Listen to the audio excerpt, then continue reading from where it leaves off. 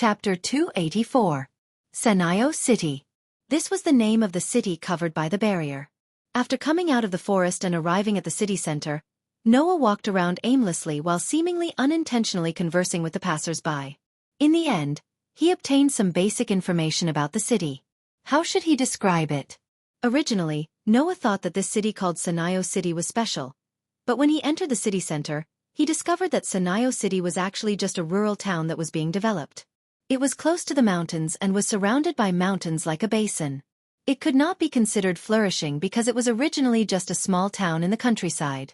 It was only 10 years ago that it began to modernize and develop at a high level. Therefore, if one had to say what was special about Sanayo City, it would probably be that while it kept the forest, suburbs, hills and fields, it was also gradually urbanizing. This made it not comparable to a big city, but it did not fall behind. It could be considered a city that was developing at a moderate level. Of course, this was the point of view of the residents of Sanayo City. However, Noah, who was walking on the streets of Sanayo City, could clearly feel the true uniqueness of this city. There was an extremely large amount of magic flowing under the city. In the past, Noah had only sensed this type of large amount of magic flowing through the earth in one place. Heavenly Wolf Island. The island where the first president, Mavis Viamilio, had an extremely large amount of magic under the ground, just like Sanayo City. It is because of this large amount of magic under the ground that Sanayo City is covered by a barrier, right? According to Noah's senses, there were roughly 2 enchantments in Mayo City. One was the barrier that reacted to Noah's magic and seemed to have the ability to detect magic. The other was the barrier that managed the magic in the ground and controlled its flow, making the magic flow in a certain direction. Following his senses, Noah, who was immersed in the sea of people on the streets, raised his head and looked at a mountain in the distance. The magic in Sanayo City was flowing there. It seems that this piece of land is the so-called spirit vein. Noah, who was staring at the mountain, sighed after a while. Moreover, it's a spirit vein with a manager. The knowledge he obtained from Gaia and Alea about this world allowed Noah to know one of the mysteries that existed in this world: magic. That is the general term for the artificial reappearance of mystery and miracles. To put it simply, Noah's crushing magic was also considered magic in this world. Although there were some differences between the two, they both used a person's own power to drive the magic in their body to display a mysterious and miraculous power. However, in this world, there was a huge difference between magic and magic. Generally speaking, Noah's crushing magic could only be called crushing magic in this world, not magic. In this world, individuals who could use magic were not called sorcerers, but magicians. In Sanayo City, there was at least one magician. Therefore, this land that was filled with a large amount of magic power was covered with a barrier. After all, if the large amount of mana in the ground was used well, it would be of great help and benefit to a magician in various aspects. Controlling such a piece of land, who wouldn't set up some defensive measures against outsiders, and who wouldn't want to obtain this piece of land? Perhaps, the manager of this land had already determined that an outsider magician had arrived when the barrier had reacted to Noah's magic power. Moreover, it was very likely that they had made the decision to attack the enemy. However, at this time, the manager of this land should be very confused, right? This was because the magic power that had caused the barrier to react had already disappeared. Noah had once again used the power of restriction to seal it in his body, concealing its traces. Even Noah himself didn't think that under the state of restriction, there was no way to sense or detect it, let alone other people. Let's play hide and seek for the time being. After sealing all of his magic power in restriction, even his physical strength and other aspects of his body were all restriction, leaving behind only the strength of an ordinary person. Noah smiled. After all, I also need some time to settle down. Next, Noah began to settle down in Sanayo City. Every time he arrived in a new world, the most difficult thing to solve was the problem of identity. Every time Noah arrived in a new world, he had to solve the problem of his identity first. Just like in the world of absolute dual blades, Noah originally wanted to find an internet cafe and hack into the country's database to leave his personal information. Then, he would use the excuse of loss to apply for a new identity card and household registration. However, Sanayo City's modern urbanization had only been going on for about 10 years. At this time, even mobile phones weren't that common, let alone computers. Noah went through a lot of trouble to borrow a computer from a large company. In exchange for helping the employee who borrowed the computer bring takeout, He borrowed about 10 minutes to successfully hack into the country's database and leave his personal information. Then, Noah began to think of ways to get some money. There was no other way. In this world, there was no place like Haoleang Academy that provided free food and accommodation. If he didn't think of a way to get some money, he was afraid that Noah wouldn't even have a place to stay for the night. Even getting food to eat was a problem. As for the living expenses he accumulated in Absolute Dual Blades, when he left Absolute Dual Blades, Noah secretly transferred all of them to Ivan's account. Compared to Noah, Ivan, who had to revitalize his family business, needed money more. Moreover, if Noah wanted to make money, he had many ways. In the world of fairy tale, Noah started to accept commissions when he was 11 or 12 years old and went out to work to earn money. In the world of Pitch Black Bullet, in order to create fairy tale, in the first year, Noah also thought of all kinds of ways to make money. For Noah, making money was not a difficult thing. As long as he wanted to, he could find a way to make money in minutes. At the very least, he could go underground and fight. He could even use his sensory ability to gamble a few times. That way, money would not be easy to come by. At this time, Noah, who was walking on a street, turned his head and looked at the other side of the street. On the busy street, a figure gradually passed through the crowd and entered Noah's sight. It was a young girl with waist-length black hair and a pair of pale eyes. She was wearing a student uniform from who knows where. The girl's delicate face was tense, her pale eyes were full of awe. Her walking posture was like a tiger, her every move was clean and neat, without the slightest superfluous movement. Her waist-length black hair swayed, as if with a bit of magic. She slowly walked in the direction of Noah. Of course, the target of such a beautiful girl with such a strong presence and delicate appearance was not Noah. As if already accustomed to other people's gazes, the girl did not even look at Noah. She simply brushed past Noah, passed by Noah, and walked to the other side of the street. With his back facing the young lady who was gradually walking into the distance, Noah's dark and deep eyes revealed a thoughtful expression. He immediately smiled, turned around and actually followed a short distance behind the young lady. He hung behind the young lady and began to follow her. The first place the girl went to was the outskirts of the forest. Yes, forest. Moreover, it was the forest that Noah had arrived in when he first came to this world. Looking at the girl's serious face as she walked around in various places in the forest, as if she was investigating something, Noah's eyes became more and more thoughtful, and finally a smile appeared. After an unknown amount of time, the girl did not seem to have discovered anything, which made the girl's delicate face show a bit of unwillingness and displeasure, and left the forest. Next, the girl went to Miyazaki in Miyazaki City. After climbing up the hill that was paved with asphalt and climbing up the steep slope, the girl arrived in front of a building. Without any hesitation, the girl directly walked in, and then did not come out again. Noah, who was following behind, had already stopped. He turned his head and looked at a door tablet next to the building. On it was written, Private 3rd Grade High School. 3rd Grade High School? Noah first muttered to himself for a while, then smiled, turned around, and walked back the way he came. Chapter 285. Private Mitsubishi High School. This was a school that had existed in Myomachi before Myomachi was developed into a modern city. Before that, Mitsubishi High School was just a dilapidated school built on a mountain. It closed down 20 years ago, and then a new school building was built and became the current private Mitsubishi High School. As one of the few private high schools in Mitsubishi City, although the number of students studying in Mitsubishi High School was not many, it was definitely not few. However, most of the students were not residents of Mitsubishi Town. It could be said that students from all over Mitsubishi City were mixed in, making it quite lively. At this time, in the student union office of Mitsubishi High School, such an episode was quietly happening. Transfer student? Wearing the girl's uniform of Mitsubishi High School, a girl with waist-length black hair and pale eyes raised her head in surprise and looked at the boy in front of her. It was a boy of the same age as the girl. He had a head of messy but stylish hair. His face was very handsome, but his eyes and actions had a kind of rough feeling. At first glance, he looked like a playboy. Looking at the boy standing in front of her with a frown, the girl asked casually without being serious or perfunctory. It's really rare. There's actually a transfer student? Mitsubishi City could not be considered a big city, let alone Mitsubishi Town. Under such circumstances, There was actually a transfer student who transferred to Mitsubishi High School. No wonder the girl asked. After all, the girl was the student union president of Mitsubishi High School. The boy in front of the girl was the vice president of the student union of Mitsubishi High School. However, as the vice president, the boy did not have the slightest courtesy to the president in front of him, and his tone was still rough.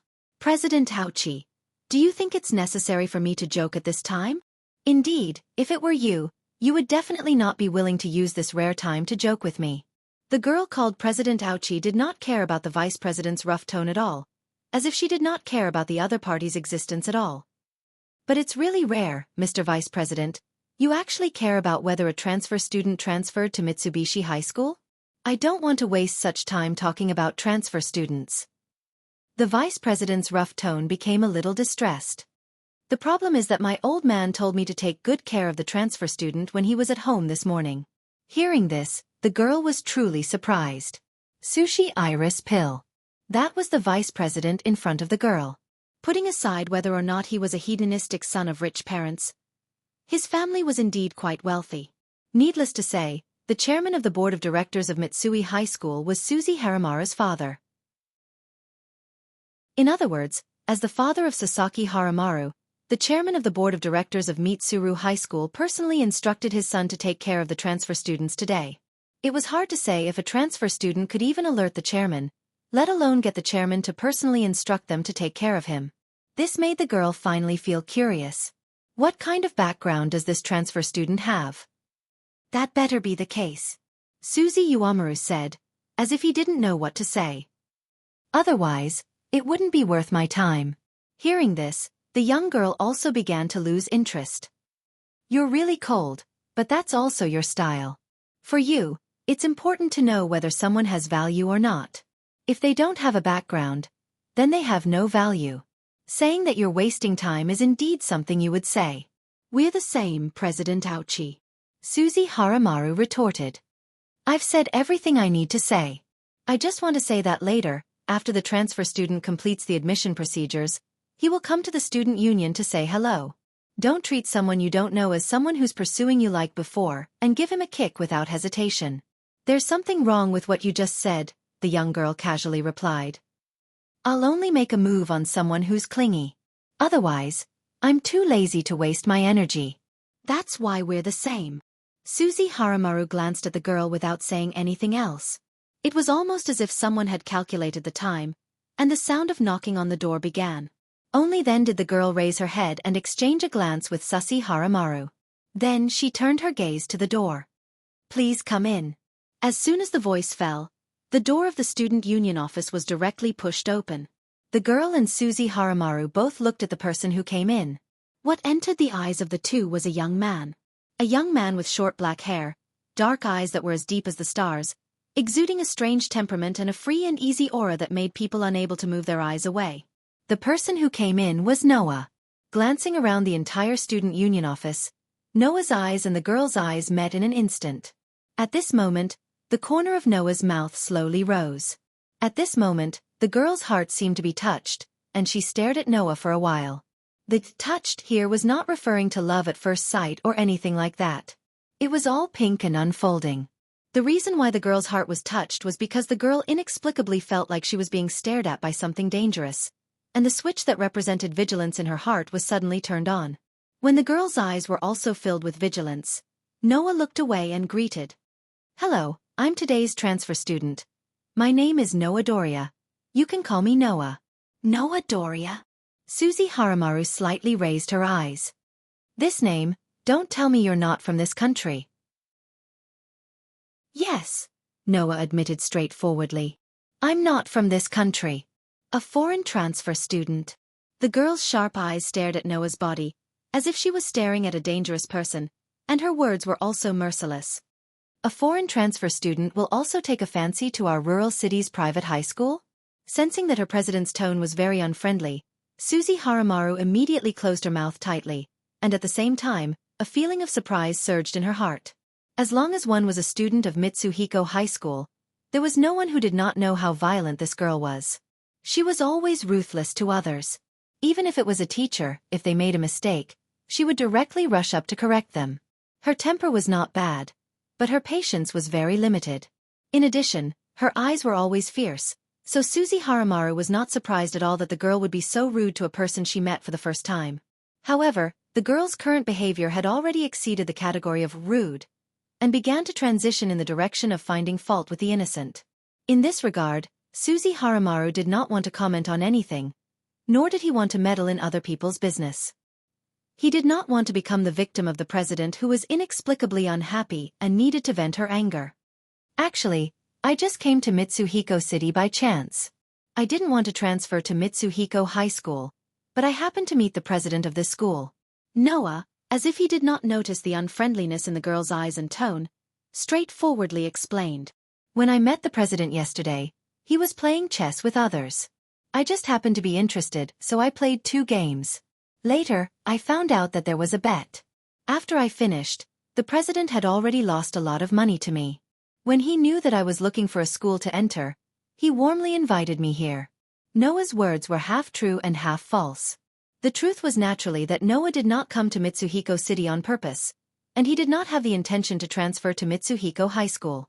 The lie was that Noah had a purpose to find the president of Mitsuhiko High School. Everything that happened after that was logical, and it was all true. The only difference was whether it was intentional or not. As for the purpose of transferring to Mitsuhiko High School, it was very simple. Because the girl was a student here. Because the girl was very special. Facing Noah's words, the girl was directly stunned. Even the girl was like this. Suzy Haramaru fell into a dead silence as if he had swallowed a bug. So, his father told him to take care of this transfer student because he lost money to her? Well, no matter what, we are all classmates. Noah said to the girl with a smile. You haven't asked? The girl took a deep breath and looked at Noah with a stern gaze. I am the president of Mitsuhiko High School Student Council, Ayoko Aozaki. This was the first meeting between Noah and Ayoko Aozaki. Chapter 286. Due to the need to go through the admission procedures, Noah came to Mitomi High School very early, so that there was still a lot of time left after the admission procedures were completed. At this time, students began to spread out in every corridor. Some stood at the door and gathered in 2s and 3s to chat. Some entered the classroom alone and played with their companions. Every corridor of Sandan High School was filled with the existence called vitality. Accompanied by the president and vice president of the Student Union of Mitomi High School, Noah almost walked through the entire Mitomi High School. Raza Haramaru, who was next to him, introduced the places to Noah with a very rude and lazy tone. Ayoko had been silent. To some extent, it could be said that she had been staring at Noah fiercely. It was as if she wanted to see the true face of a hypocrite, causing many students passing by to whisper and cast sympathetic eyes on Noah. The president of the Student Union of Mitomi High School was not to be trifled with. This was something that everyone knew. The students thought that Noah had offended Ayoko and was targeted by her. This was why they cast sympathetic eyes on Noah, but they did not know that the situation should be the opposite. It was not Ayoko who targeted Noah, but Noah who targeted Ayoko. Otherwise, Noah would not suddenly transfer to Mitomi High School. Of course, Noah naturally would not show this. He ignored Ayoko's gaze and chatted with Raza Haramaru as usual, turning a blind eye to her. This made Raza Haramaru's hair stand on end. For Ayoko, Raza Haramaru wanted to stay away from her. Now that the other party was releasing a murderous gaze next to him, even if the target was not him, it was enough to make Raza Haramaru tremble with fear. As for Noah, Raza Haramaru could only admire him now. Only Noah could directly ignore the president of Mitomi High School. However, if he could do it, it did not mean that Raza Haramaru could also do it. At the very least, if Ayoko continued to stare at him like this, Musaki Yamara would be the first one to succumb and become a sacrifice. Immediately, Suzy Haramaru tried to change the topic. By the way, Noah, you said that my old man lost a lot of money to you yesterday. How much did he lose? One had to know that Susi Samaru's family was quite wealthy. If he had only lost a small amount of money, the chairman wouldn't have been so enthusiastic about Noah. In fact, this was indeed the case. Not a lot, Noah said in an indifferent tone. His words were earth-shattering. If I were to add it up, it should be around 20 million, right? Susie Haramara's legs went soft and he almost fell to the ground. 20 million? Ayoko cried out in surprise, forgetting the inexplicable sense of weariness in her heart. It's over. Sasuke sighed as he face-bombed.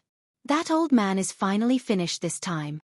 Susie's family was indeed quite wealthy. It wouldn't be difficult for them to take out 20 million yuan. The difficult part was that Susie Haramara's father lost 20 million yuan in gambling.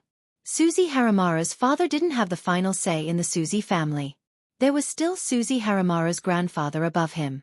If his grandfather were to find out about this, he would most likely fly into a rage. If that happened, Susie Haramara's father would be in trouble. Well, don't be so nervous, Noah said casually as if he was afraid that his words wouldn't scare Susie Haramaru to death. I'm here as a student. It's not good to gamble. So, yesterday's gambling was just for fun. I also told the chairman that I don't have to pay back the money. As soon as this sentence came out, let alone Susie Haramaru, even Ayoko looked at Noah like he was an idiot. That was 20 million yuan. It wasn't 2 million yuan or 200,000 yuan, but 20 million yuan. If it was a family of 3, 200,000 yuan would definitely be enough for the family to live for a month. 2 million yuan would be enough for a year. 20 million yuan was equivalent to 10 years of living expenses for a family of 3. How could he just give up on such a large sum of money? If this person wasn't stupid, then who was? If it can be solved with money, then it's not a problem. Noah responded to Ayoko and Susie Haramara's silence. I have hands and feet. If I want money, can't I earn it myself? This time, Ayoko was somewhat impressed by Noah. That was the logic, but how many people could reject 20 million yuan with just one sentence? If it was Ayoko herself, she naturally wouldn't accept the ill-gotten wealth. Although gambling was against the student's code of conduct, there was no reason for her to give away the money that was already in her hands. As expected of a foreigner. You really can't compare to the local snobs. Susie Haramaru also patted Noah's shoulder and looked very emotional. Now, Susie Haramaru finally understood why his old man asked him to take care of Noah so enthusiastically. It wasn't because Noah was his CR, but because he was indebted to Noah. He saved him from being scolded by his grandfather. Okay, it's almost time for class. I should go. Ayoko rolled up her sleeves and looked at the time on her watch. Then she waved her hand at Susie Haramaru.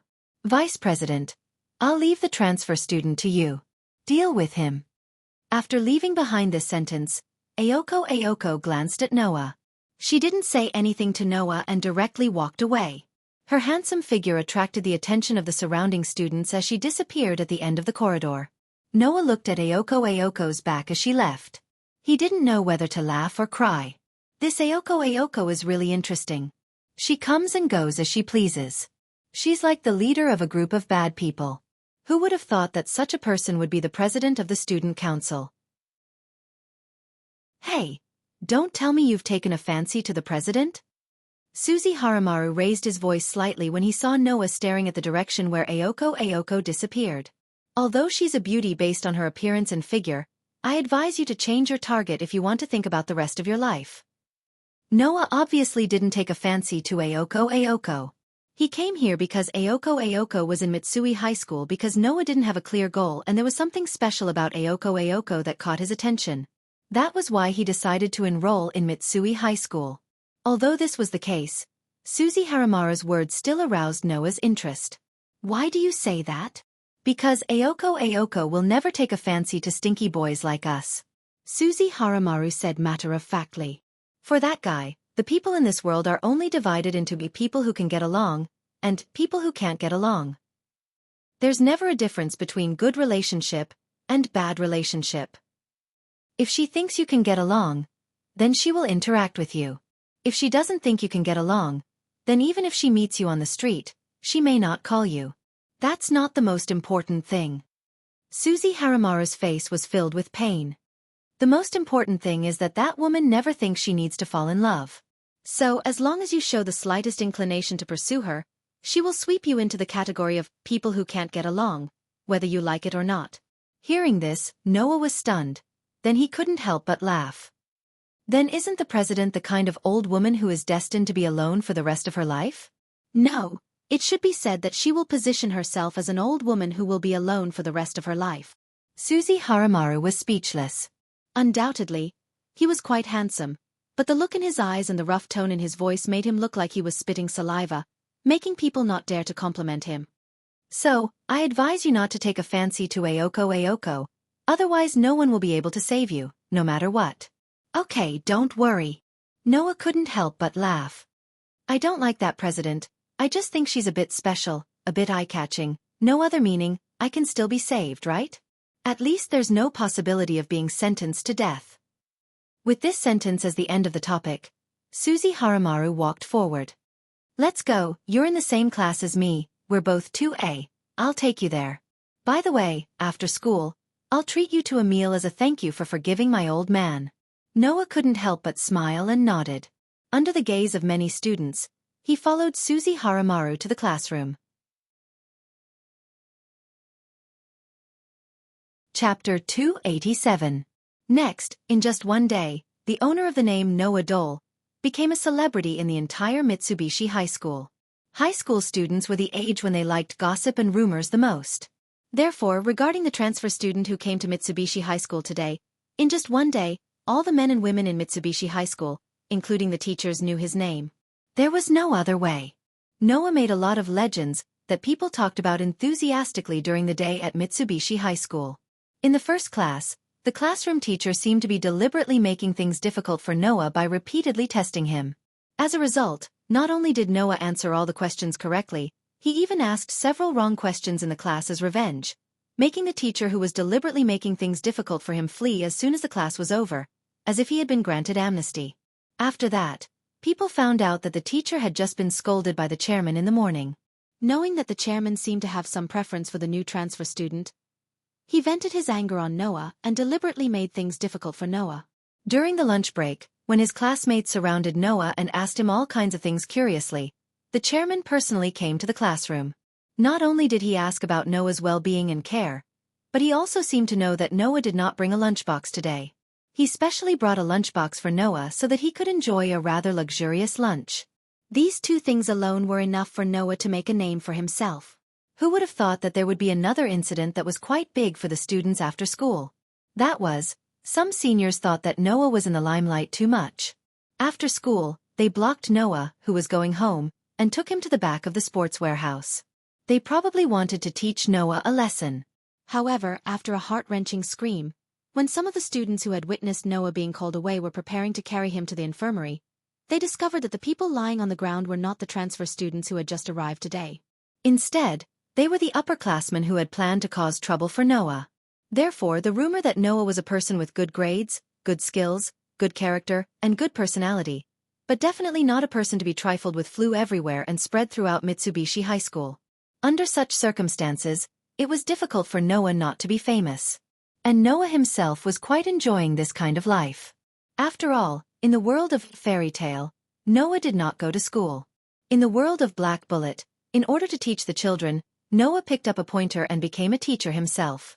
In the world of Absolute Dual Blades, although he was considered to have gone to school, more than 70% of the lessons were combat skills training. Who could say that it was an ordinary school life? Therefore, for this really ordinary school life, even if it was impossible to maintain it, Noah still had the idea of enjoying it day by day, even if he had finished the university courses. However, thanks to this, Noah easily found a job as a tutor. With a salary of 30,000 yen per hour, he taught the children homework and also taught the children how to play the piano. When it was dark, Noah had already earned nearly 100,000 yen. Many of Noah's classmates were also working. Among them, the highest salary was 5,000 yen per day. If the people in the class knew that Noah spent 3 hours to earn nearly 100,000 yen, they would probably cry. Therefore, Noah also said that with his ability, earning money was not too easy. With this money, Noah could finally find a decent place to live. By the way, last night, the place where Noah stayed was a hotel room that the chairman, who was almost moved to tears, patted his chest and found for him. Mayo City. Mayo Town. An apartment. Phew! After a busy day, Noah laid on the bed and let his body sink deep into the quilt. His mind was immersed in his own body. At this time, the scabbard, which was blooming with golden brilliance, was quietly suspended in Noah's body. The scabbard was filled with Noah's magic, so the power inside the scabbard was ready to be squandered and used on its master's body. This was the state of the scabbard when it existed in the form of concept. In this state, the scabbard could be buried in anyone's body at will. Originally, Noah had thought that the magical power he had poured into the scabbard would also trigger a reaction from the barrier within Sanio City. However, what surprised Noah was that the magical power stored in the scabbard was actually the same as the power that had been restricted. There was no way for it to be detected or sensed. Noah, who knew what kind of power the scabbard had, was relieved to store a large amount of magic in the scabbard.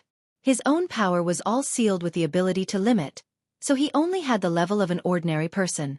Touching his chest, Noah stared at the ceiling, and the appearance of the Mayo High School Student Council president with a unique personality appeared in his mind.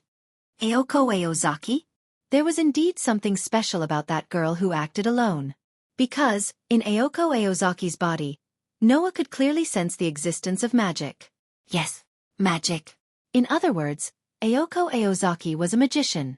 Moreover, it was very likely that she was the manager of Mayo City's spirit vein.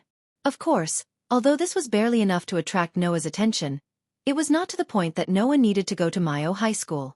What really interested Noah was that he felt a trace of familiarity from Ayoko Aozaki's body. It was the same feeling he had when he entered this world, when he was pulled over by Gaia and Alea.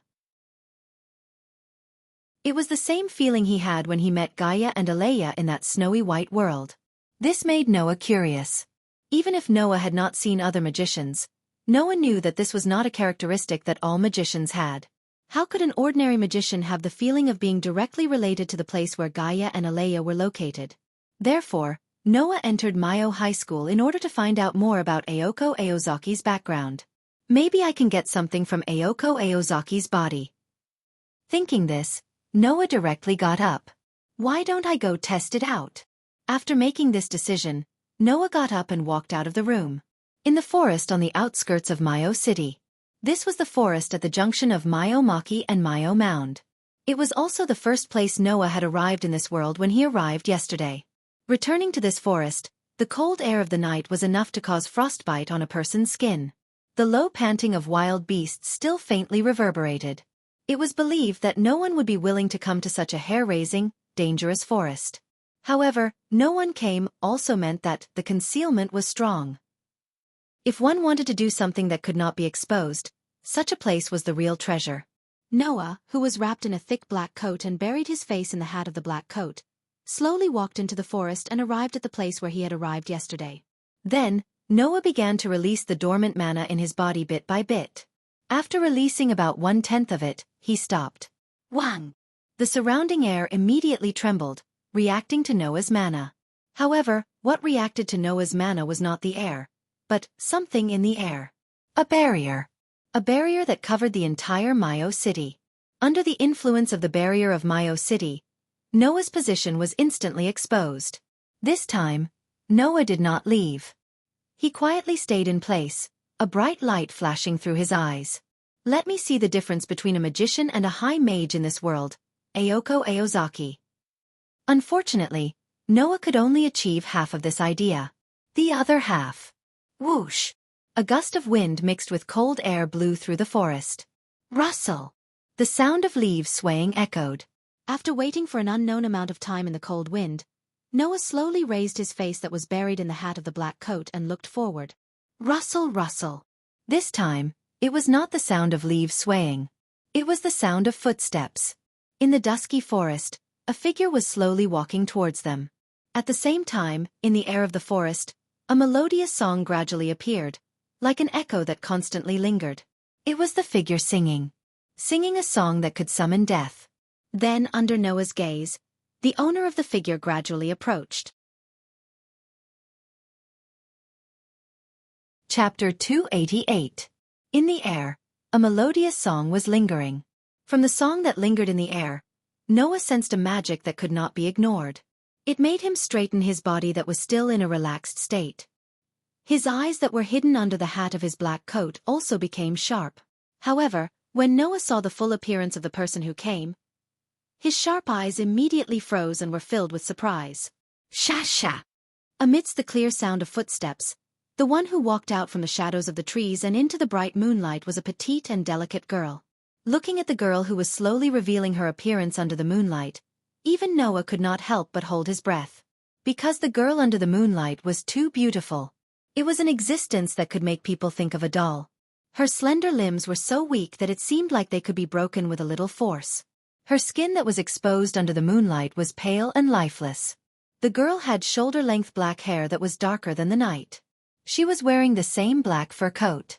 She was wearing a black snow hat on her head. She was wearing snow boots. Even her hands were wearing pitch-black gloves. She was like a witch that was born from the night. Her entire body was filled with a magical charm.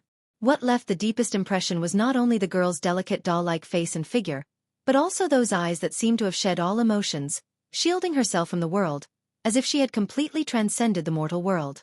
That pair of eyes were equally dark and deep, without any emotion in them. However, under the moonlight, the girl who was like a doll and a witch was still so beautiful that it was suffocating. If it was someone else, even if they were a woman like the girl, they would definitely be stunned. Unfortunately, Noah had seen Lasana's playfulness and cuteness, Myra's rude and unreasonable personality, the Son of Heaven's dignity and holiness, Lilith's arrogance and confidence, and Julie's slender beauty that was like a doll in front of him. This allowed Noah to successfully break free from the suffocating beauty.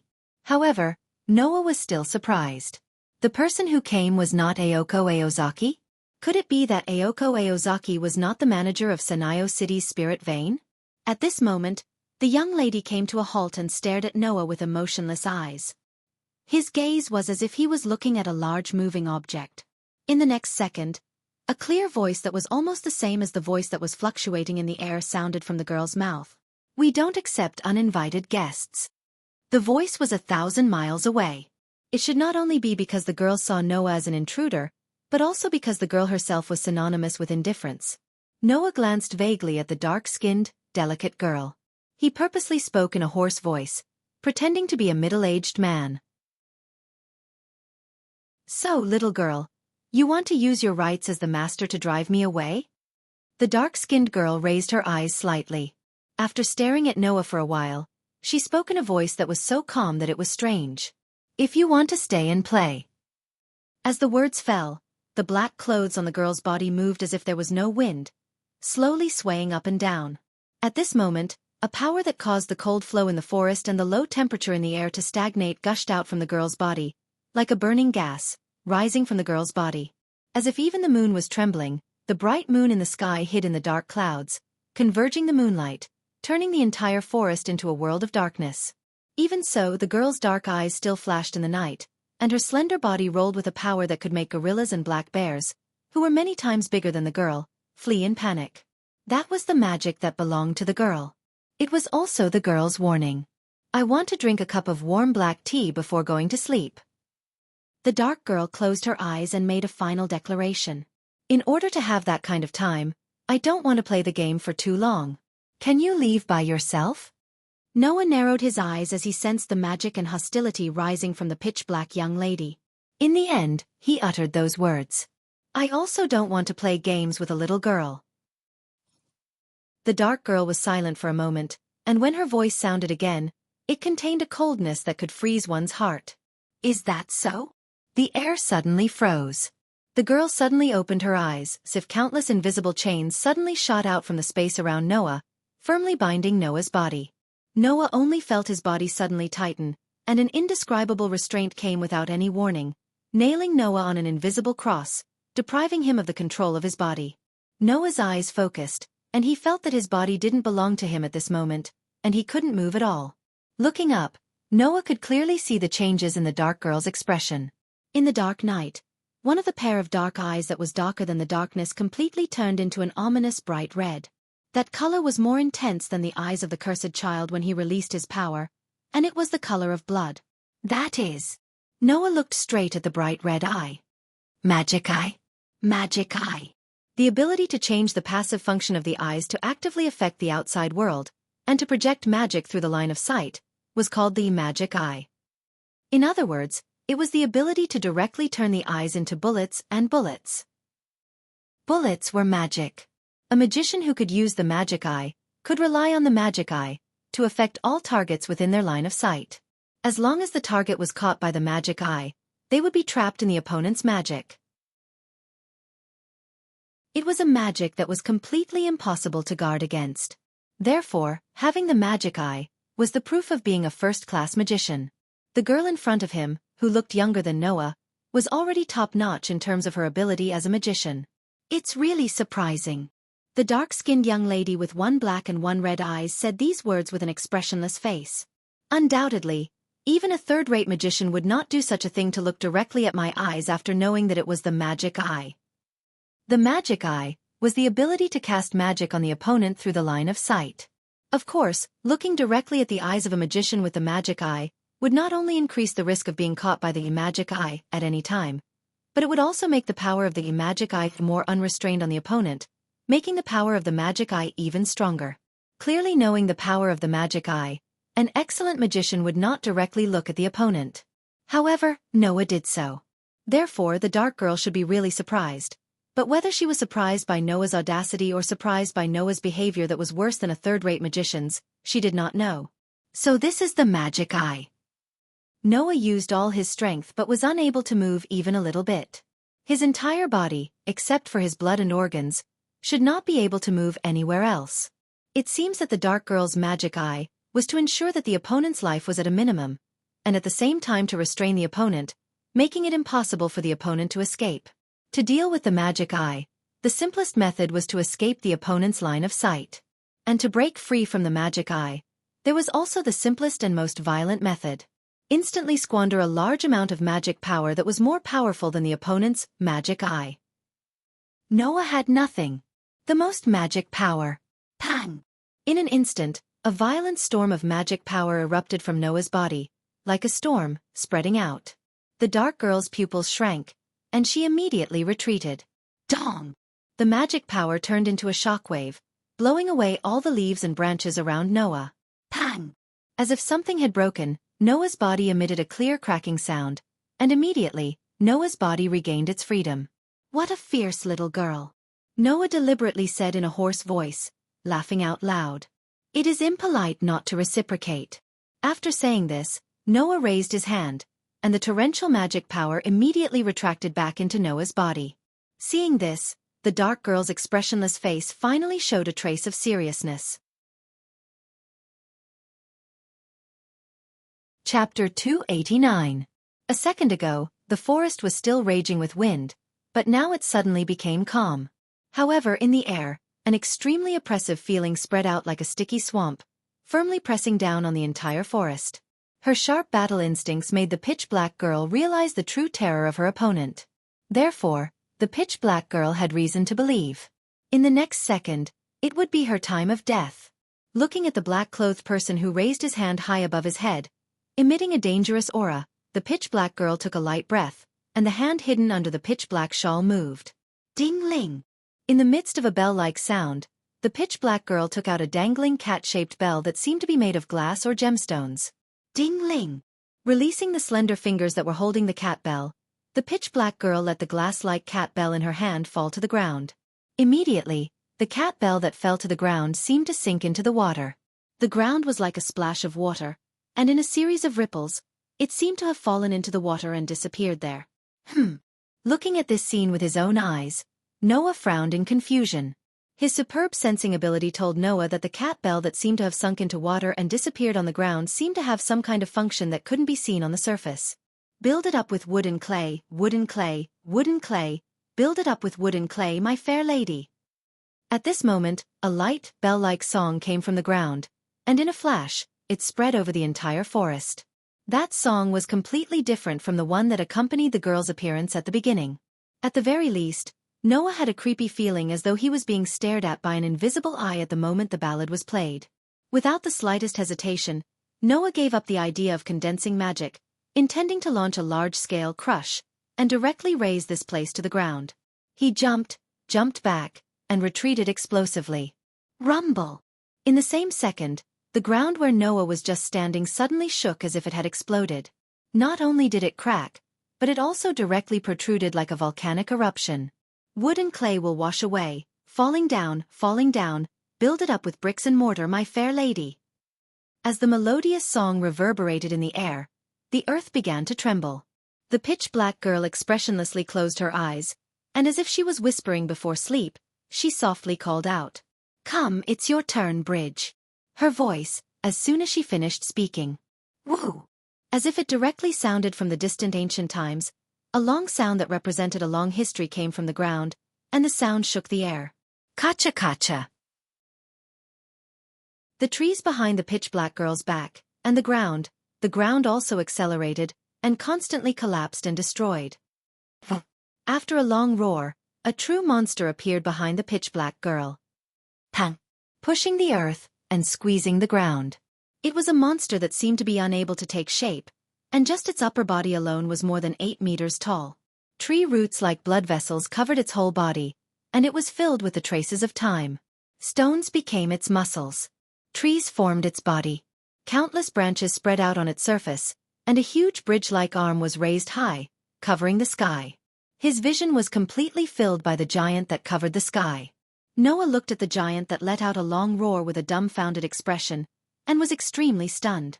Noah had seen existences that were more exaggerated than the giant in front of him.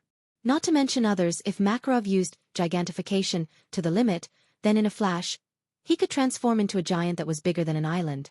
In the world of Black Bullet, Scorpio in Stage V, Zodiac, was hundreds of thousands of meters tall.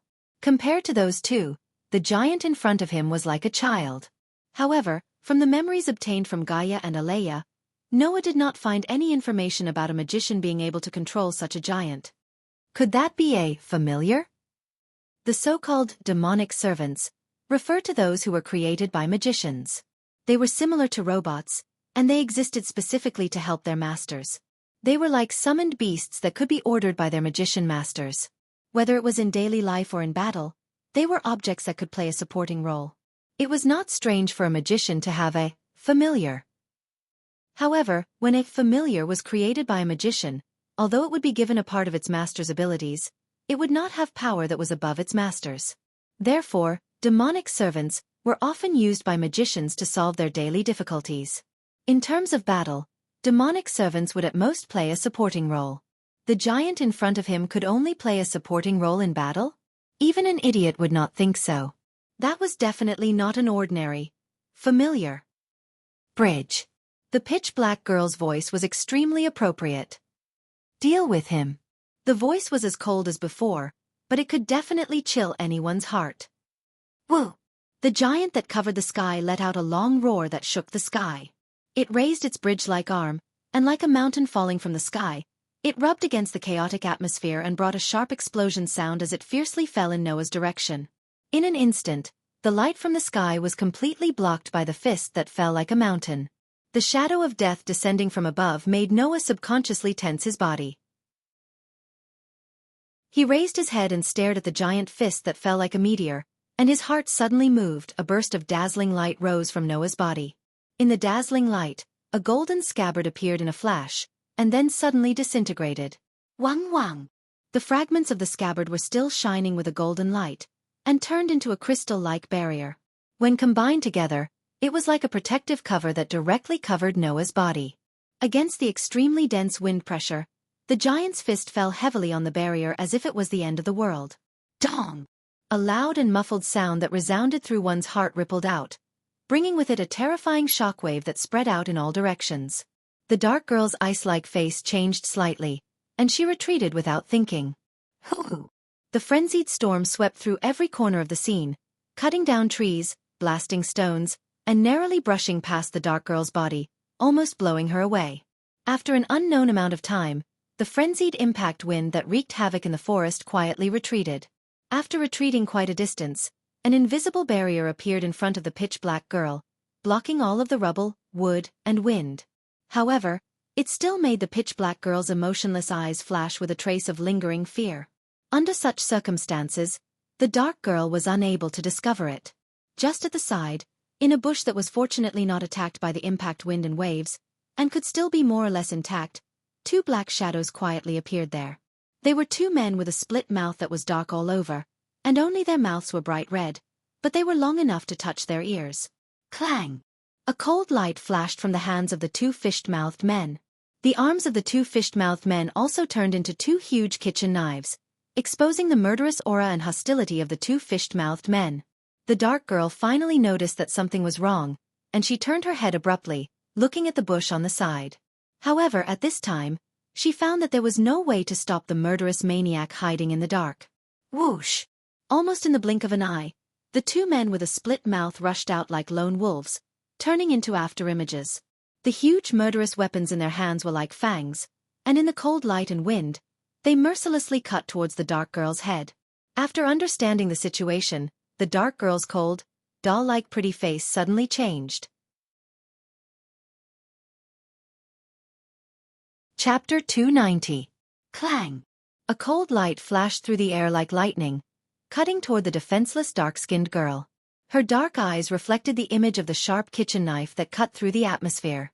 The dark-skinned girl's doll-like beautiful face suddenly changed, but after a while, she returned to being indifferent and emotionless. It wasn't because the dark-skinned girl found a way to avoid death. The girl just calmly accepted her impending death. Obviously, for the girl, death wasn't worth being afraid of. Was it because the girl was extraordinary and had seen through the world of mortals? Or was it because the girl knew that she would meet such an end sooner or later? This point no one knew. And the two men who had turned into homicidal maniacs clearly didn't want to be merciful because of this. They held sharp kitchen knives, one on the left and one on the right side of the girl, swung their weapons, and like scissors, cut toward the girl's white and slender neck. Woo! Sensing the crisis of its master, the giant let out a wail. Unfortunately, having a huge body also had its disadvantages. Every move required time, and it was quite clumsy. Therefore, the giant could only let out a wail, and only had time to clumsily twist its body. It was impossible for it to rescue the girl. Of course, the giant couldn't do it, but it didn't mean that others couldn't. Whang! Below the giant's huge fist that was still on the ground, the space suddenly shook, and flashed with little golden light, as if condensing into a vortex of air, crazily converging. Pang! Immediately, a low muffled sound rang. A figure like a bright golden light suddenly flashed, with a long light tail, as if piercing through space, and flashed in front of the dark-skinned girl in an instant. Then, the owner of the figure raised his hand, and a gorgeous scabbard that bloomed with golden light suddenly flashed in front of his palm, turning into pieces of crystal, forming a dream-like protective shield, and shook like a spring. Ding! The two huge kitchen knives, which were strong enough to cut through rocks, fell on the dream-like protective shield that rose up with a crisp sound, creating a loud noise. Gotcha! The protective shield formed by the scabbard didn't even have a trace of crack, and the powerful force on the kitchen knives bounced back, causing the two huge sharp kitchen knives to crack at the same time. Clang! A second later, the two giant kitchen knives broke in half and spun like a windmill before disappearing into the forest. Slap! Inside the dreamy protective shield, a hand suddenly reached out and grabbed the face of one of the men with a split mouth. Whang! A dazzling white light instantly rose from the palm of the hand that was holding the man's face, illuminating the whole body of the man. In the white light, the man's body seemed to have been completely cut into cubes, and white marks appeared on his body. Then, such a voice lightly reverberated. Shatter! The dazzling white light surged. Bang! The man with the fissure didn't even have a chance to react. In the loud explosion, his body exploded, turning into fragments that sputtered in all directions. The remaining man with the fissure was trembling all over. Without any hesitation, he turned around and frantically fled to the other side of the forest. However, that would require the consent of the person who controlled his life and death. Over the entire forest, a long roar that represented anger exploded like thunder. A huge fist, like a falling meteor, rubbed against the atmosphere and fell, heavily smashing into the body of the man with the fisheye who was trying to escape. Bang! The strike that caused the earth to tremble directly buried his opponent. The whole process didn't even take 10 seconds. The two assassins hiding in the dark were killed by Noah and the giant. They didn't feel any pain and didn't realize their situation before they died. They didn't even have a complete body. Both of them died. The forest returned to peace once again. Whang! The dreamy protective shield turned back into a scabbard shining with golden light, then turned into a little starlight and returned to Noah's body. Hiss!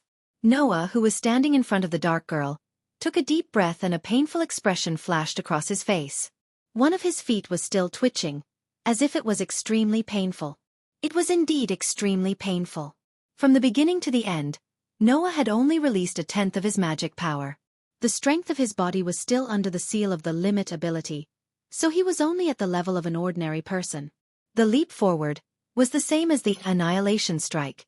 It would cause a certain burden to the user's body. Using the leap forward, which would cause a burden to the body, was a normal thing to feel pain. At this time, behind Noah, a cold voice with a trace of anger entered Noah's ears. Why? Noah was stunned. Then he turned around and looked behind him. There, a young girl in black clothes and a shawl, who was as black as Noah, was looking at Noah with a puzzled expression that he had never seen before. Her red lips parted slightly. Why? The why here was naturally referring to the reason why Noah wanted to save the girl who was his enemy. The girl felt that Noah was an intruder who wanted to seize the spirit vein of Sanyi City, so she had the idea of eliminating the intruder and wanted to kill Noah. And as an intruder who wanted to seize the land, he had no reason to save her. The magicians of this world were not like the sorcerers, who could use magic in the open. In this world, concealment was the essence of magic. The more people knew and used magic, the more the magic's power would be scattered and weakened. Because magic was a power that had already been determined in the origin, the more people knew about it, the weaker its power would be. This was easy to understand. Originally, if the power of 10 was used by one person, the power would be 100% of 10. If 2 people used it, then one person would only be able to use 5, which was only half of the power. The 10 here was the magic's power in the origin. Therefore, in this kind of situation, the more people who used magic, the less power the magicians could get. Therefore, most magicians would do their best to maintain the mystery of their magic.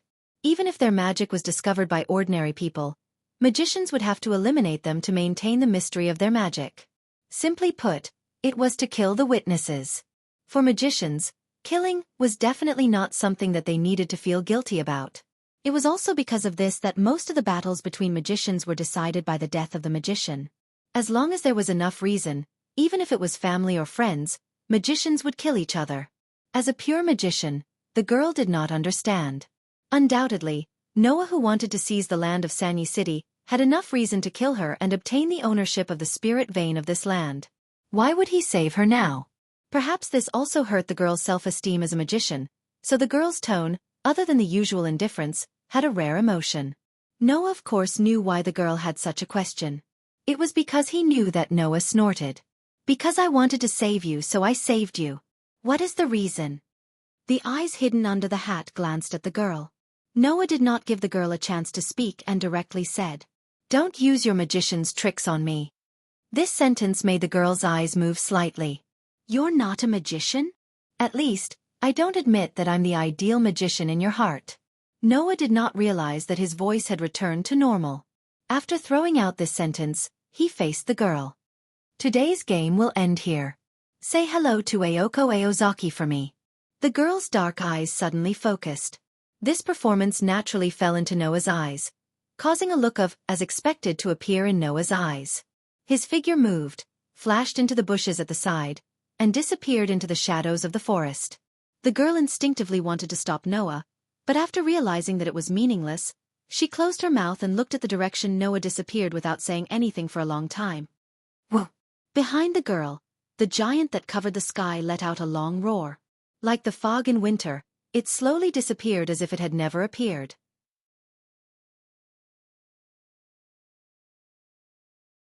Chapter 291. The next morning, after dealing with a group of classmates who were gossiping about Noah defeating a group of seniors yesterday, Noah sat in his seat and yawned. What's wrong?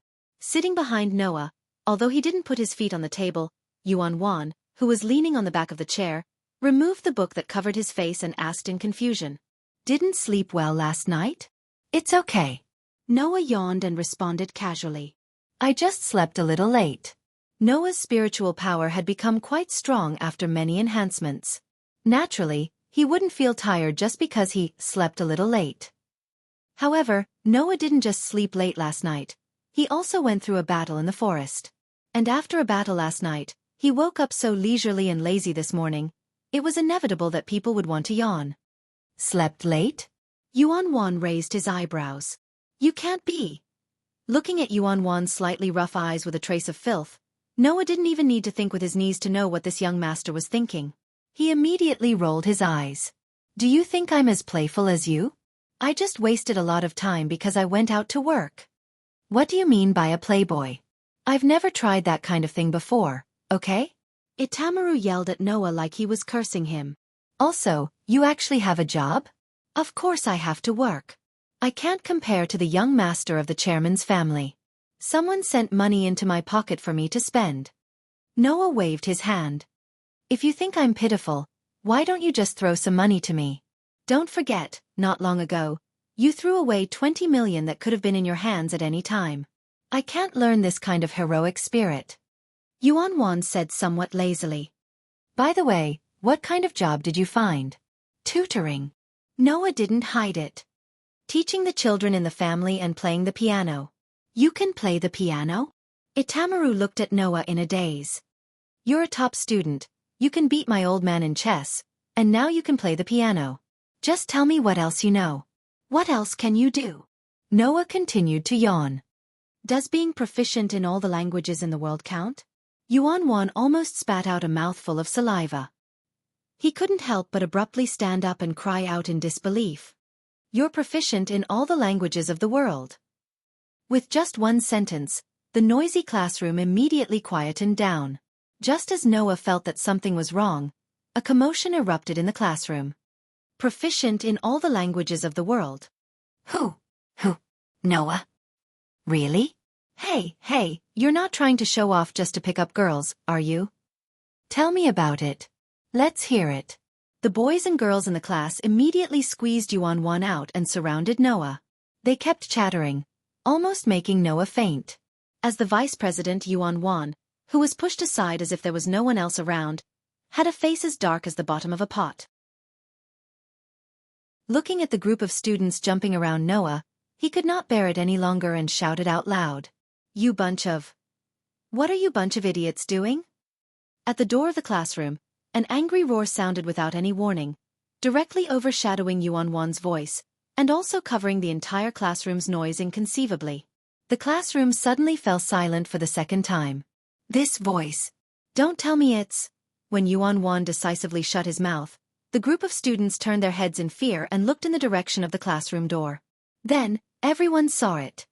Although it's not time for class yet, until the bell rings, you have the freedom to arrange your free time. Saying such a sentence, Ayoko stood at the door of the classroom with her arms crossed. She looked like she could endure a little before she exploded and angrily glared at everyone in the classroom. But, didn't anyone tell you that you bunch of idiots are too noisy? The second roar fell, causing the group of students to let out a miserable sound. Not good. The president of the Demon Student Council is going to be angry. We're going to die. We're going to die. Why aren't you running? Wait. For the time being, this is still our classroom. Yes. Even if the president of the student council is in our territory, he has to listen to us. Very good, as expected of our 2A's brave hearts. Regarding your bravery in challenging the evil spirit, I will definitely spread it throughout the entire Samui High School. You can go in peace. We won't accompany you anymore. You bunch of traitors. Wait for us. Accompanied by such a conversation, in less than a minute, whether it was boys or girls, they all fled like stray dogs. Looking at this exaggerated scene, Noah was almost speechless. Do you dare to be a little more spineless? At this time, Ayoko walked into the classroom as if there was no one around. Under the curious gaze of the group of students who gathered at the door and did not dare to come in, she came in front of Noah and looked down at him condescendingly. Noah, classmate, are you free after school? Ayoko's words made everyone, including Torimaru, open their eyes wide. What does this mean? What? Noah was also slightly startled, but he quickly returned to normal and looked at Ayoko with a smile that was not a smile. Does the president of the student council want to invite me on a date? The rest of the students present all subconsciously held their breaths. Only Ayoko stared at Noah and said in a cold voice. I thought you were slightly different from other boys, but I did not expect you to be the same. Your head is filled with those meaningless things. The implication was that Noah's head was the same as those stinky boys, only lust. Is there anything strange about it?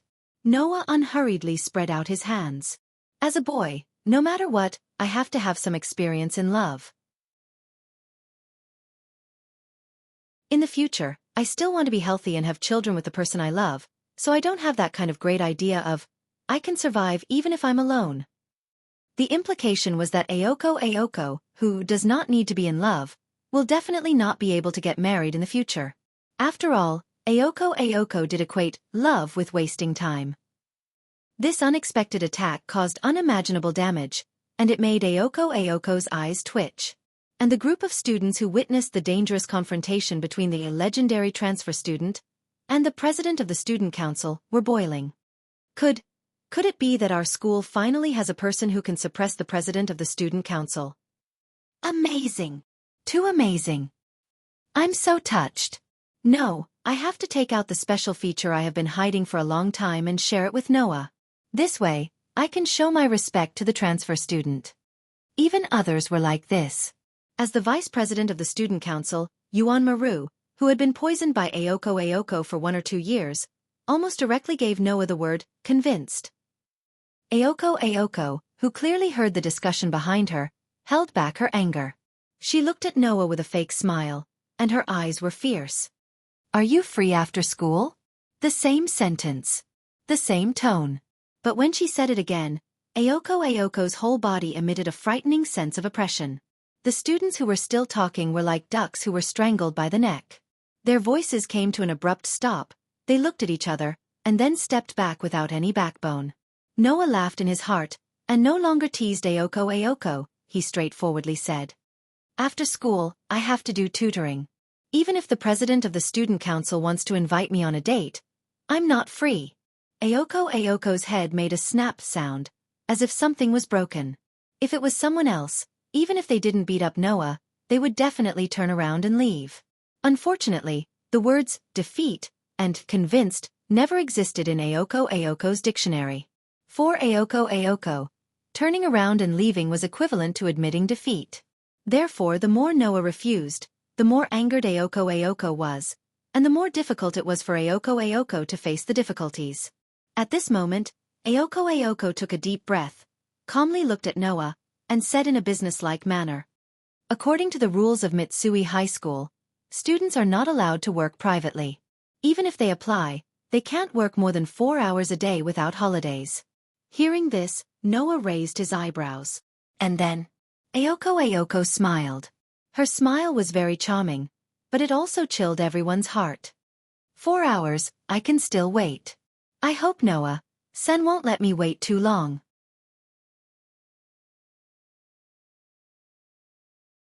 Chapter 292. No matter which world it was, the sun rises from the east, and the sun sets in the west, were eternal themes. The sun gradually set behind the mountains in the west and slowly turned red. The color of the clouds in the sky also turned bright red bit by bit. Dusk had arrived. Although the advancement of urbanization had already begun in Mayo City, 10 years was clearly not enough to turn Mayo City into a truly modern city filled with tall buildings. The setting sun shone on the still developing city, shining on the gradually disappearing scenes of the pastoral landscape, making the philosophical saying that the things that have passed away will never come back again truly show the cruel reality in front of people's eyes. Under the guidance of Ayoko, Noah arrived at the White Dog Mound in Mayo City. It was an area where ramps wound down from hills that were much higher than the ground. A long time ago, people believed that they should not live in places that were too high, so there were no signs of human habitation at a certain height. Similarly, the White Dog Mound was no exception. There were no houses on the hill. If one walked along the road and climbed up the slope, not long after, a forest would appear in front of the road, surrounding the asphalt road. On such a slope, Ayoko walked at a steady pace without stopping. Clearly, she was already very used to this kind of long journey. Beside Ayoko, Noah walked along the slope with a calm expression. Not to mention a difficult expression, there was not even a drop of sweat on his face. He even had the spare energy to observe the surroundings and enjoy the scenery. Although the physical ability was limited to the level of an ordinary person, the ordinary person here was naturally at a better level. If it was only climbing, it was not difficult for Noah at all. Not to mention, Noah also had the breathing technique that could quickly restore his physical strength and increase his endurance. Not to mention other things, his physical strength was definitely sufficient. This made Ayako Ouchi could not help but glance at Noah. I didn't expect your physical strength to be so good. No wonder you could beat up those senior students who were looking for trouble. So your good physical strength is also related to good fighting? Noah did not turn his head and replied to Ayako Ouchi. Besides, isn't your stamina pretty good too? I'm just used to it. Ayoko's tone was quite casual, as if she was just brushing him off, but it was hard to get angry. Since you have such a good body, I'm even more relieved. Noah became suspicious. Rest assured? Humph. Ayako glanced at the confused Noah and smiled. You'll be glad that you have good stamina later. After saying that, Ayako turned her head away and stopped talking. She didn't want to talk to Noah anymore. She just continued to climb up the steep slope. Noah shook his head and followed. The ramp was indeed quite long. Even if they were to run, it would take about 20 minutes to reach the halfway point. Noah and Ayako Aozaki walked up the ramp at a steady pace. When the sky turned even redder, they arrived at their destination. Ayako brought Noah to an extremely old iron fence that was surrounded by walls and vines. Ayako extended her hand and pushed it open.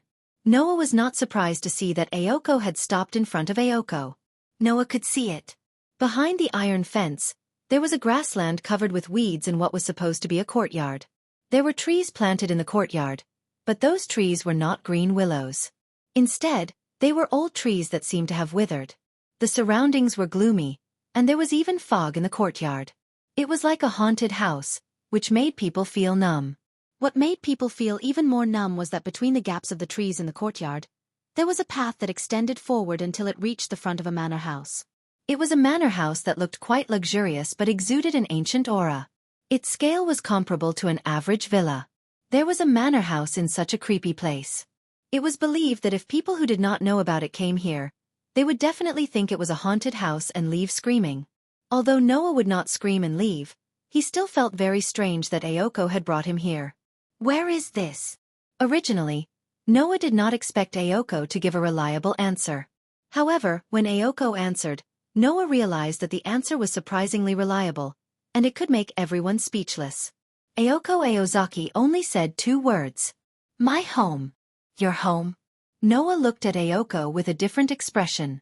It was as if he was looking at a mentally ill person. Although I know that you are used to acting alone, I didn't expect you to have such a unique taste. I won't comment.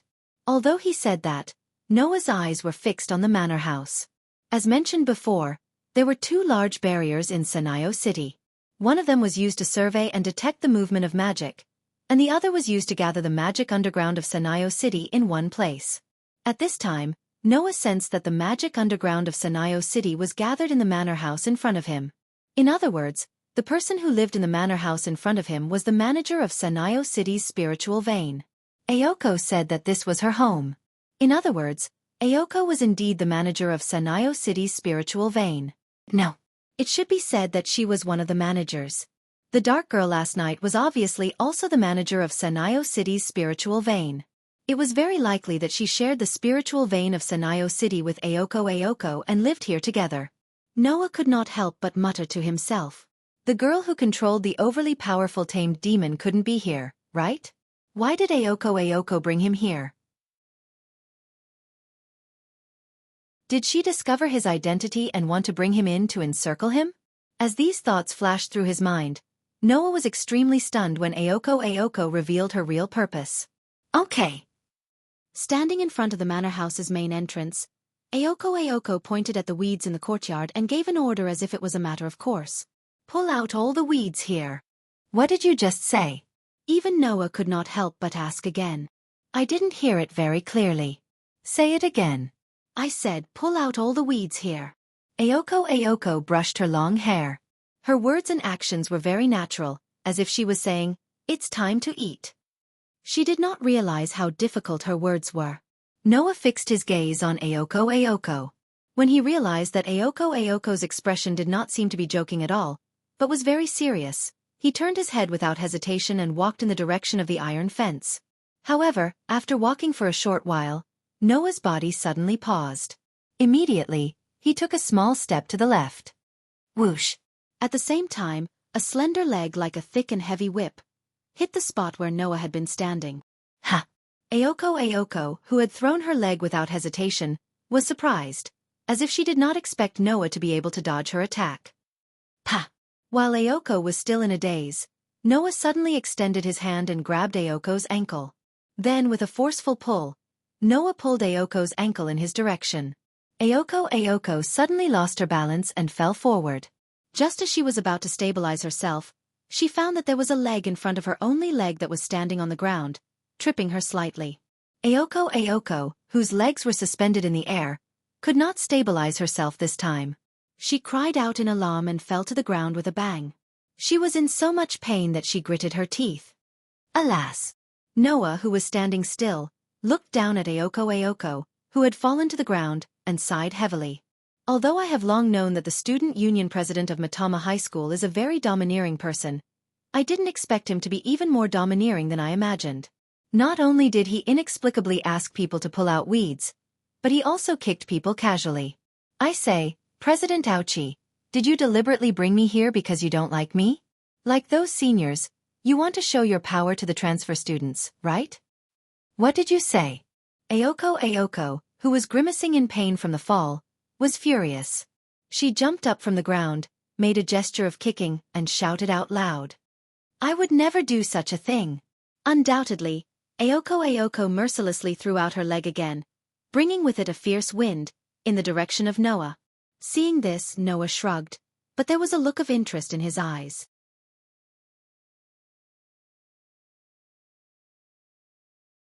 Chapter 293. Pa-dash. Goo-dash. A muffled sound was heard, followed by a muffled groan. Ayoko, who was once again thrown to the ground by him, looked at him as if he was her enemy. Her face was full of stubbornness, and Noah couldn't help but feel amused. I say, President Ayoko, you're not my opponent, shouldn't you stop? Who are you saying is not your opponent? Ayoko stood up from the ground, but she felt like her whole body was about to fall apart, and her heart was filled with hatred. Ayoko Aozaki was a magician. Ayoko thought that she hid this matter well, but she didn't know that this matter was already known by the boy in front of her who she hated to the core. If it was magic, Ayoko certainly wouldn't lose to Noah, who was an ordinary person. However, the essence of magic was to hide. If an ordinary person witnessed the existence of magic, the magician who exposed the existence of magic must eliminate the witnesses. Ayoko hated Noah to the core, but that was only anger, and not to the point where she wanted to kill Noah. Therefore, without exposing the existence of magic, if Ayoko wanted to teach Noah a lesson, she naturally had to rely on ordinary means. Originally, Ayoko also knew some fighting skills. Otherwise, the students of Mitsui High School would not be so afraid of her.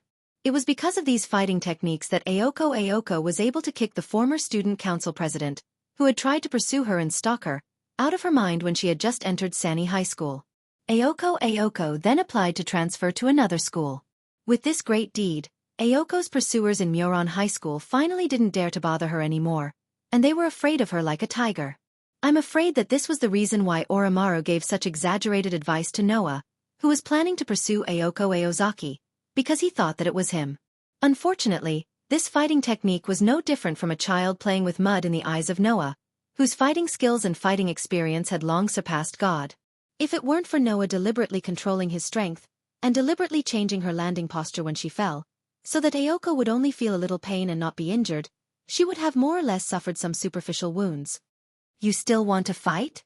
Seeing that Ayoko was about to rush up again, the smile on Noah's face disappeared little by little, and he finally had a headache. President Ayoko, I heard that you hate people who pester you. What you're doing now is no different from pestering someone. Ayoko was furious. But Ayoko had to admit that she knew that she was no match for him, but she still rushed up to him like a pester. Ayoko, who had nothing to say, could only glare at Noah. Her eyes were on the verge of spitting fire. In Ayoko's heart, Noah must have become a hateful and loathsome person, just like the person who killed her father. Not fighting anymore? Noah shrugged. Then I'm leaving. Wait. Ayoko shouted. Pull out all the weeds before you leave. As soon as these words came out, Noah looked at Ayoko as if he was looking at a crazy person. Are you sure you're serious? Ayoko's expression changed. After a while, she finally put away her posture and looked straight at Noah with a sullen face. I understand. I didn't make it clear. I apologize. Ayoko's tone returned to her usual indifferent and businesslike manner. Noah knew that Ayoko had calmed down, so he didn't rush to leave. He stood there and looked at Ayoko, indicating that she should explain. As you can see, there are indeed a lot of weeds here. My roommate and I want to tidy up this place. Ayoko seemed to have regained her composure. She also seemed to have forgotten that Noah had thrown her to the ground many times. She said this. Originally, I wanted to pay someone to help me clean up, but my roommate doesn't like humans, so I wanted to find someone to help. In the end, I'm the sacrifice. Noah sighed. Also, the reason for hating humans is really new. Also, does President Ayoko think that I'm not human? Compared to someone who I don't know where they found you, you're still a student of my school. My roommate shouldn't be hostile to you for no reason. Ayoko glanced at Noah. It's my fault for not making it clear in advance. We won't let you work for free. We'll pay you well. You don't have any objections, right? Noah wanted to say yes, but after thinking about it carefully, he dismissed the idea. This was Ayoko's residence. The magical power of the spiritual vein in Sanayo City was also gathered here.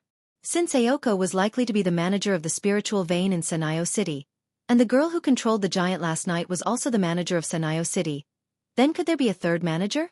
Since he had nothing to do, he might as well stay and observe the situation. Maybe he could find something new. As for pulling weeds, it was not a problem at all. In the world of fairy tale, Noah had trained in the deep mountains for 4 years. At that time, in order to train his physical strength, what kind of hard training did Noah not do? Pulling weeds? That was not hard at all. With this thought, Noah nodded and agreed. Since President has asked me for help, I'm just a transfer student. If I don't help, I might be bullied. It's better to be sensible.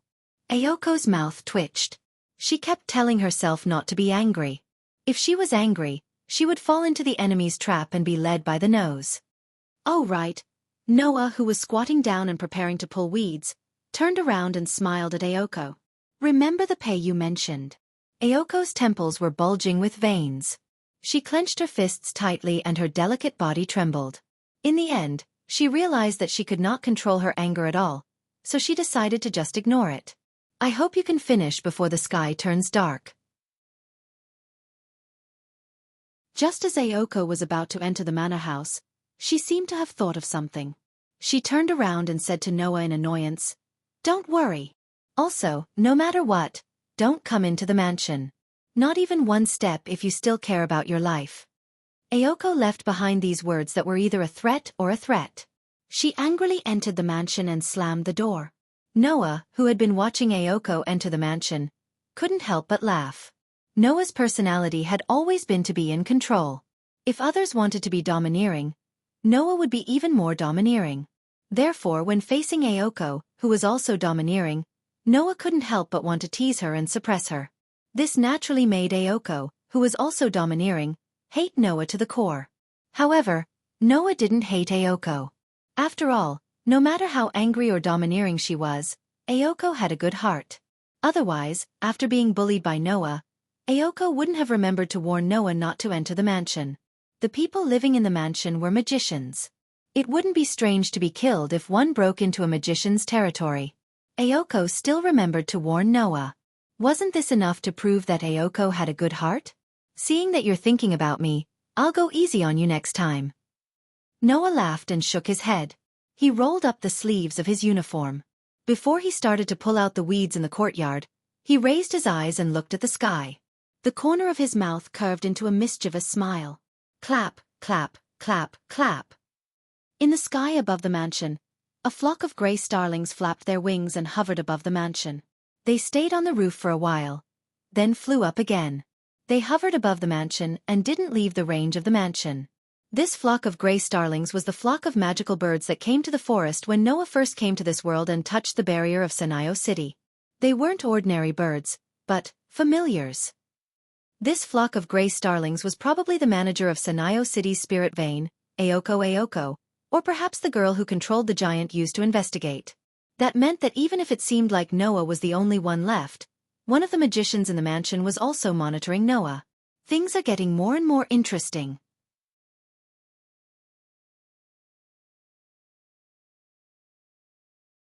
Chapter 294. The night came quietly. At that moment, the haunted house-like mansion was lit up with some lights. The lights shone on the courtyard that was surrounded by dead trees, bringing some light to it. In the courtyard, there were many black garbage bags filled with weeds piled up. At first glance, there were at least 10 or 20 of them. These black garbage bags were all filled with weeds. One could imagine how many weeds there were here. Noah, who had put on a pair of rough white gloves at some point in time, pulled out the last handful of weeds and stuffed them all into the garbage bag in his hand. Without panting or blushing, he patted the gloves that stirred up waves of dust. Not long after Noah began to pull out the weeds, Aoko came out of the mansion and threw a pair of gloves to Noah. Even though Aoko was very cold at that time, there was still no way to hide the fact that she was kind enough to give gloves to her enemy. This made Noah feel that Aoko was the kind of girl who had a sharp tongue but a soft heart. But it seems like there are a lot of weeds here. Noah looked at the pile of garbage bags in front of him, which was taller than him, and was a little speechless. How long has it been since someone came here to do maintenance? As if to specifically respond to Noah's question, a lukewarm voice sounded from behind Noah. Yeah, I also want to know how long it has been since someone came here to do maintenance. Accompanied by such a voice, the sound of footsteps began to approach Noah. And there were 2 of them. Noah's face was not surprised. Obviously, he had already noticed that someone was approaching him from behind. He immediately turned around and looked behind him. What appeared in front of Noah were 2 equally breathtakingly beautiful girls. The one walking in front was naturally Aoko. Aoko's unique posture was unique.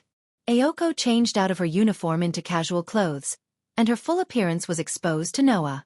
She was wearing a white cashmere sweater and a black pleated skirt. Her high socks and snow boots were the first to enter Noah's field of vision, as if she was deliberately showing off her presence. In addition, Aoko Aozaki was holding a down jacket in her hand, which was also white. Aoko did have the capital to attract a large group of suitors. Aoko already had a beautiful face and a good figure. Coupled with her straightforward personality, if she wasn't so violent, her suitors would have filled up the entire slope of the White Dog Catacombs. However, Noah turned his attention to the other young lady behind Aoko and stared at her gentle footsteps as she approached slowly. Compared with Aoko who exuded vitality, the girl behind her seemed to be in sharp contrast with Aoko. She was surrounded by a tranquil atmosphere. Delicate like a doll's appearance. White pearl-like skin. Slender like an animal's limbs, she was as petite as a doll. Her shoulder-length black hair swayed in the wind. His eyes were dark and deep. It was a girl darker than the night, but clearer than a lake. The person who came was the dark girl who controlled the giant last night. As Noah expected, the dark girl and Aoko lived together, and they were both managers of the spirit vein in Sanayo City. Accompanied by quiet footsteps, the dark girl once again appeared in front of Noah. Her pair of impressionable eyes without any emotion were staring at Noah. She was not afraid of Noah's gaze. If it was a young girl, even if she didn't have any strange thoughts in her heart, she would still unnaturally avoid looking at the opposite sex, right? But the girl did not have this concern at all. She looked at Noah. Although she was not sizing him up, Noah could feel that the girl in front of him was undoubtedly scrutinizing him. However, in the process of examining him, the young lady suddenly furrowed her brows and her dark eyes deepened as she looked at Noah. Being stared at by such a pair of empty cold eyes, it was believed that even an iron man would find it unbearable. Noah wasn't affected much, but he pretended to look away and smiled at Aoko Aozaki. Is your friend in a bad mood? Hearing this, the demonic girl was still expressionless, but Aoko Aozaki burst out laughing.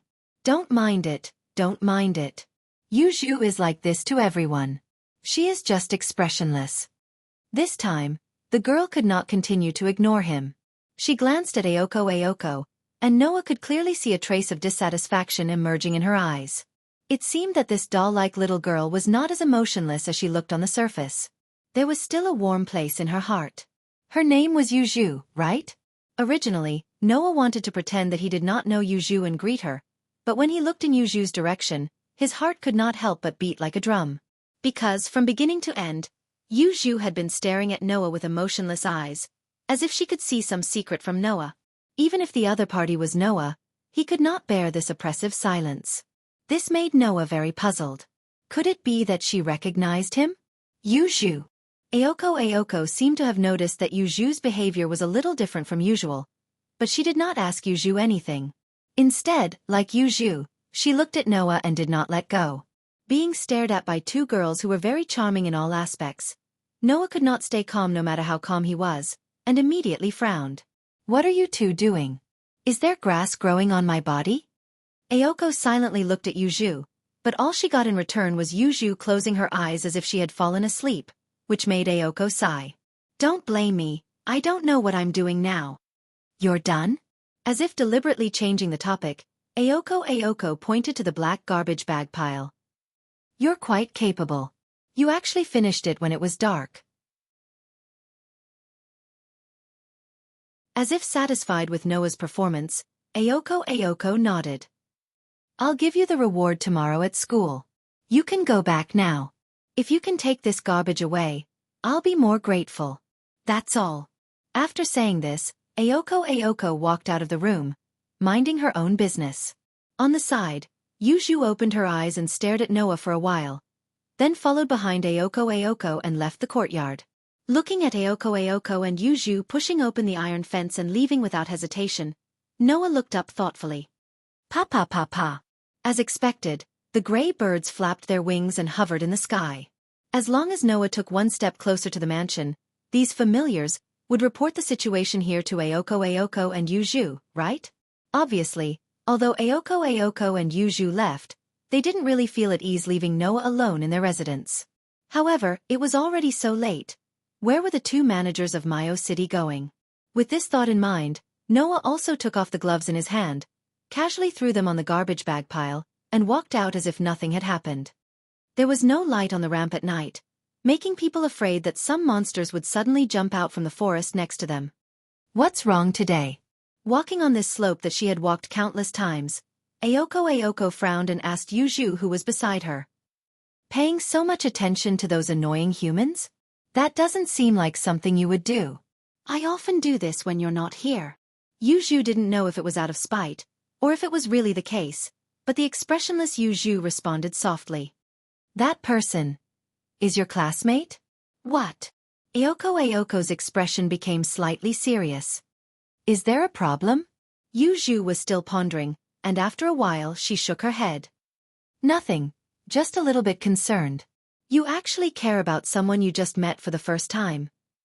Ayoko was really surprised. Ayoko was the only one who knew how cold her roommate was. At least, compared to Yuju, Ayoko felt that she was more humane. And as if she was impatient with Ayoko's shock, Yuju looked at Ayoko with condemnation and changed the topic. Are you ready? You don't have to keep confirming. Since I said I'm ready, then I'm ready. Ayoko's expression became serious, but immediately changed into stubbornness. I'll kill him.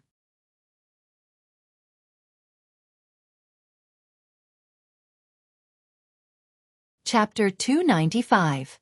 There was no moon in the night sky today. Thick layers of dark clouds covered the entire dark night sky, shielding all the light sources in the sky on the other side. Whew!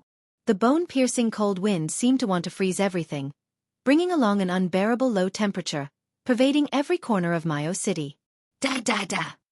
Accompanied by the sound of powerful footsteps, at the end of the cold wind, two girls as dark as the night slowly walked out. Braving the bone-piercing cold wind, they arrived at a ruin. We're here. Yuju was the first to stop her footsteps, and even closed her eyes, as if she didn't want to be associated with Ayoko, retreating to the side. Compared to the expressionless Yuju, Ayoko's expression was a lot more tense. Her face was full of a grim expression, and her usually fierce eyes were filled with a sinister expression.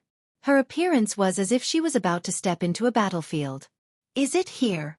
Ayoko looked straight ahead, and asked without turning her head. "According to the boundary, the location of the intruders is here?" "One of them," Yuju said indifferently. "The other two were in the forest, but they've already been dealt with." Yuju was naturally referring to the two men who hid in the dark and launched a sneak attack last night, putting Yuju in danger. In this world, magicians were not so much a group of people who controlled power, but rather a group of people who researched power. The fundamental goal of magicians was to reach the source, and magic was only a means to achieve this goal. Therefore, magicians weren't necessarily strong, but they were definitely researchers. In order to research magic, magicians would usually choose a spiritual vein as their base of operations. With the support of a spiritual vein, magicians had a great advantage. For example, performing magic, setting up boundaries, preventing outsiders from entering, accumulating magic power, and so on. All of these were of great help to magicians. In addition, magicians spent more than half of their life on research, and some of the topics related to magic couldn't be separated from the support of magic power. In the case of limited magic power, the progress of research would be greatly limited. In this way, a spiritual vein with a large amount of magic power would naturally be in high demand. However, the spiritual veins in this world were either owned by a magician group for the purpose of researching magic, the Magic Association, or managed by the most prestigious magician family. Magicians from outside couldn't borrow the power of a spiritual vein. There were only 3 ways for magicians to borrow the power of a spiritual vein. 1. Apply to the Magic Association for the right to use the spiritual vein. 2. Reach an agreement with the magician family managing the spiritual vein to borrow the power of the spiritual vein. 3. Rob the spiritual vein. Ayoko Aozaki and Yuju were currently encountering the third type of situation, which was a foreign magician who had come to snatch the spirit vein. The 2 fisheye men from yesterday were also one of them. The enemy they were about to encounter tonight was also one of them. As for Noah, who hid his identity, Ayoko didn't know of his existence. Yuju also didn't say anything about what happened last night, intentionally or unintentionally hiding the matter of Noah. Unexpectedly in such a conspicuous place? Ayoko, who didn't know this, nodded heavily. She looked around the ruins and fixed her eyes on the road not far away. She was speechless. Yuju, has the boundary been set up? Yuju didn't speak. Ayoko knew that with Yuju's personality, she might have already set up a boundary when she arrived at the scene. Although it wasn't a big deal, it was a pity that Ayoko was just an apprentice magician. Ayoko had been learning magic for about 1.5 years, not even 2 years. Compared to Ayoko, Yuju had been practicing magic since she was a child and was now an outstanding magician who could take charge of her own tasks. Compared to Ayoko, who was still a novice magician, Yuju was a true magician. She had always followed the rules of a magician, to the point that she was rigid in her actions. Thus, Ayoko Aozaki aside, Yuju would definitely carry out the concealment as the essence of magic from beginning to end. Compared to Yuju, Ayoko was indeed much weaker. At least, the gap was not small at all. Of course, Ayoko had her own uniqueness. However, this uniqueness wasn't something that Ayoko could rely on right now. Therefore, tonight could be said to be the day of Ayoko's transformation. This was because Yuju wouldn't interfere in tonight's battle. This was Ayoko's first battle. It was also her first battle where she decided to abandon human morality and kill with her own hands. It was easy to imagine how important this was to Ayoko, who had been living the life of an ordinary person not long ago and followed the norms of an ordinary person's behavior. However, Ayoko wouldn't run away. Running away wasn't something that Ayoko would do. Therefore, Ayoko had to bury the human part in her heart. Kacha kacha. At this time, a mechanical sound was heard from the other side of the ruins. Ayoko instantly reacted. She suddenly turned around, looked in the direction of the sound, and raised one of her hands. Bas! On Ayoko's arm, a burst of light suddenly flashed, penetrating her clothes and illuminating her dignified face. Taking a closer look, the light bloomed from a tattoo under Ayoko's sleeve. That was the magic engraving. The magician had spent his entire life's energy to fix and stabilize the magic that originally had no substance. It was purely a bunch of tactics so that they could become a part of his body. The result of this was the magic seal. The magic engraving on Aoko's body was the crystallization of magic passed down from generation to generation. With it, even if Aoko was just an apprentice magician, she could instantly use fixed magic like those outstanding magicians. However, just when Aoko decided to activate the magic engraving to kill the intruder, on the side, Yuju suddenly raised her head, her dark eyes staring at the pile of stones in front of her. Yuju! Aoko was slightly startled. When she was about to ask, an unforeseen event happened. Bang! In the pile of stones, a heavy muffled sound directly hit Aoko's and Yuju's heart, and suddenly exploded. Whoosh! Then, a black shadow was thrown out of the pile of stones like garbage and fiercely hit the ground. Bang! Immediately, the black shadow shattered into pieces and scattered all over the ground. That was actually a puppet. Whoosh! Aoko and Yuju didn't have time to react. In the original pile of stones, a figure rushed out at an extremely fast speed, turned a corner, and disappeared at the end of the road outside the ruins. Aoko and Yuju only then reacted. The two girls knew that they had been fooled. They originally thought that the intruder was here, but in the end, it was only an automatic puppet sent by the other side. And obviously, there was another person here just now. Don't run!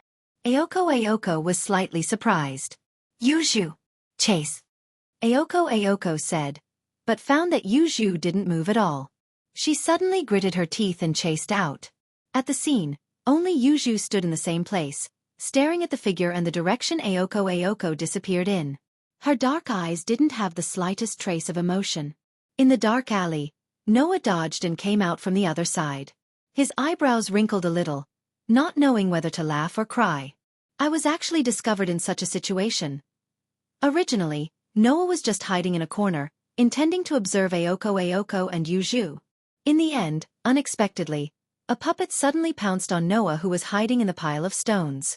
Noah, who had the sensing ability, naturally couldn't be ambushed, but he reflexively kicked the puppet away.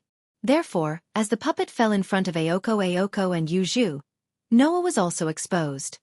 However, that puppet should be controlled by a magician. Noah thoughtfully touched his chin. And the two men with the split mouth who attacked Yuju last night. It seems that Sanyi City is more chaotic than I thought.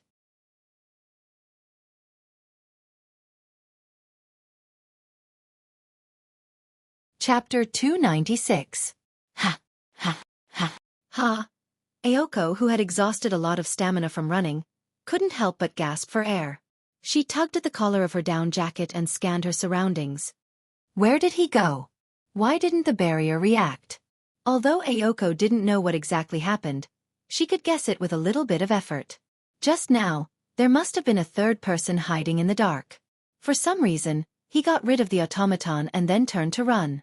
Needless to say, there must be a magician controlling the automaton, and that magician was the person Aoko and Yuju were going to deal with tonight. But now, it was one thing for the owner of the doll to not appear. At most, it would mean that the owner had sent the doll out to fool Aoko and Yuju. But what was up with this other person who had mysteriously jumped out of nowhere? The barrier didn't react, right? In other words, there was no magic on the other party. Could it be that the person who got rid of the automaton was an ordinary person? Aoko, who had such a thought in her mind, felt her heart turn cold. Aoko wasn't surprised that an ordinary person got rid of an automaton controlled by a magician. After all, automatons were similar to familiars. They both served their masters and were objects of their masters. However, there were strong and weak familiars. The strong ones, like the giant controlled by Yuju, where at least 80 to 90% of magicians couldn't do anything to it. The weak ones, like the gray starling, were only used for detection, but their strength was not much stronger than ordinary birds. If they were caught, they could be crushed in minutes. It was the same for automatons. It wasn't strange that an ordinary person could get rid of them. It was because of this that Noah, who didn't release his power, was able to send it flying with a kick and let it smash into pieces without much effort. Damn it! Aoko clenched her fists and stood up in anger. It better not be an ordinary person. Ayoko had never killed anyone before. Tonight, she was determined to kill the intruder, but who would have thought that such an episode would happen? If the person he was killing was magician, it would be fine. After all, both sides were gambling with their lives. But to kill ordinary people in order to hide the existence of magic, that would be harming the innocent. Ayoko Aozaki was not a person with a strong sense of justice. But at the same time, Ayoko Aozaki wasn't someone who would disregard human lives. No matter what, Ayoko Aozaki was just an ordinary human 2 years ago. Therefore, Ayoko's first reaction was to resist such a method. It better not be an ordinary person. Ayoko could only pray. Noah, who was hiding in a nearby alley, saw Ayoko's anxious appearance and a smile flashed across his eyes. Just as he was about to hide in the dark, he suddenly stopped. Hoo-hoo. At this moment, the two black shadows were like rapidly bouncing rubber balls. With a swift and fierce sound of wind, they rose and fell a few times, streaking across space, and pounced towards Noah who had his back facing them. Slap! Without the slightest hesitation, Noah stomped hard on the ground and dodged aside by a hair's breadth. Kacha! Kacha!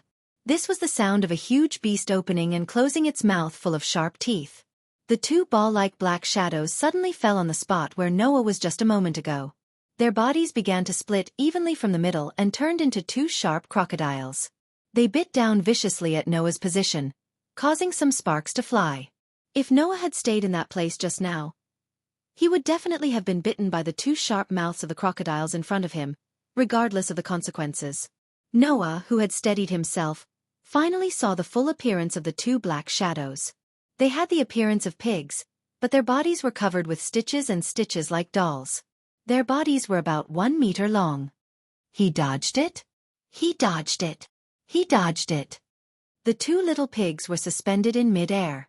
Their bodies were moving back and forth without any pattern. Two noises could be heard from their bodies. How could he dodge it? How could he run? Wouldn't it be better if he let us eat him? Wouldn't it be better if he let us bite him? Master is going to scold us for being useless again. It's all your fault. It's all your fault. Noises that were comparable to noises kept coming out from the two little pigs who were talking to themselves, which surprised Noah a little. Are these also familiars? Just as the voice fell, a burst of chaotic footsteps came from afar, making Noah's heart feel bad. He quickly wanted to leave. Don't go! Don't go! Don't go! Don't go! The two noisy piglets jumped down from the air and blocked Noah's path, making Noah helplessly stop.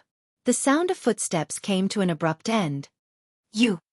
Ayoko, who was standing at the entrance of the alley, looked at Noah who was blocked by the two piglets. Her pale eyes first flashed with a touch of astonishment, followed by disbelief, and finally turned into coldness and awareness. She looked straight at Noah, her pretty face congealed, and her voice was emotionless. I didn't expect it to be you, Noah. San, your luck is really bad. Noah, who had seen Ayoko adjust her emotions in a short time, felt admiration and helplessness in his heart. In the end, was he still exposed? Of course, for Noah, it was best if he could not expose his identity. Even if he did, it was not a big deal. Therefore, Noah relaxed his body and very casually greeted Ayoko. Hello, President. It was as if he had met an acquaintance by chance on the road. Extremely natural. This infuriated Ayoko Aozaki. Yes, I am very good, very good. Ayoko's expression gradually became cold. But unfortunately, Noah-san, you are not very good. You are wrong, President. Noah shrugged. I will be very good. Even if someone is not good, it is not destined to be me. While saying this, Noah tilted his head and looked behind Ayoko Ayoko. Could it be that Miss Yuju also wants me to be bad? Under Noah's gaze, Yuju, whose whole body was wrapped in pitch-black clothes, slowly walked over. Her pair of dark eyes were as empty as before, and she was firmly silent, not saying a word. Coming, coming. We are going to be scolded. We are going to be scolded. The little piglets, who were like rubber balls, immediately did a somersault in the air and bounced back to Yuju's side. They floated to the left and right of Yuju's body, twisting their fat bodies restlessly. You can't blame us. You can't scold us. It's not that we are useless. It's not that we are not good. It's just that the human is too cunning. Yuju seemed to have grown impatient with the two little pigs squawking beside her ears. She closed her eyes, and the two little pigs' voices immediately followed her body. Like mist, they disappeared without any warning. Then, Yuju reopened her eyes and looked at Noah. "You are the person from last night?" Hearing Yoju's words, Ayoko was stunned for a moment. Then, she reacted and looked at Noah with a sinister expression. "You are also a magician?" Hearing this, Noah raised his eyebrows and smiled. Bang! As if a dam that had been blocked for a long time was opened in an instant, the stormy waves of magic turned into a torrential airflow, bursting out from Noah's body. The surging magic airflow turned into a gust of wind. The gust of wind turned into a storm. The storm turned into a substantial impact, suddenly attacking in all directions, stirring up a thick cloud of dust, spreading like thunder. Ayoko and Yuju, one was shocked, the other was shocked. They both raised their hands and blocked in front of themselves. The way they looked at Noah had changed. Is this magic? Impossible, right? Can a human have such a degree of magic? While the black-clothed Yuju was shocked, she finally confirmed the identity of the other party. This magic aura, Yuju could not be wrong. It was exactly the same as the person who had a short confrontation with Yuju last night and saved her life. Ayoko bit her lips and stared at Noah. With such a strong magic, how did he manage to deceive the detection of the barrier?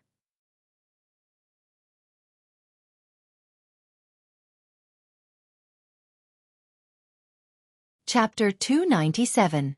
The creator of Sanayo City's barrier wasn't Ayoko or Yuju, but the Ayoko family, Ayoko's grandfather, who was responsible for managing the spirit vein in Sanayo City.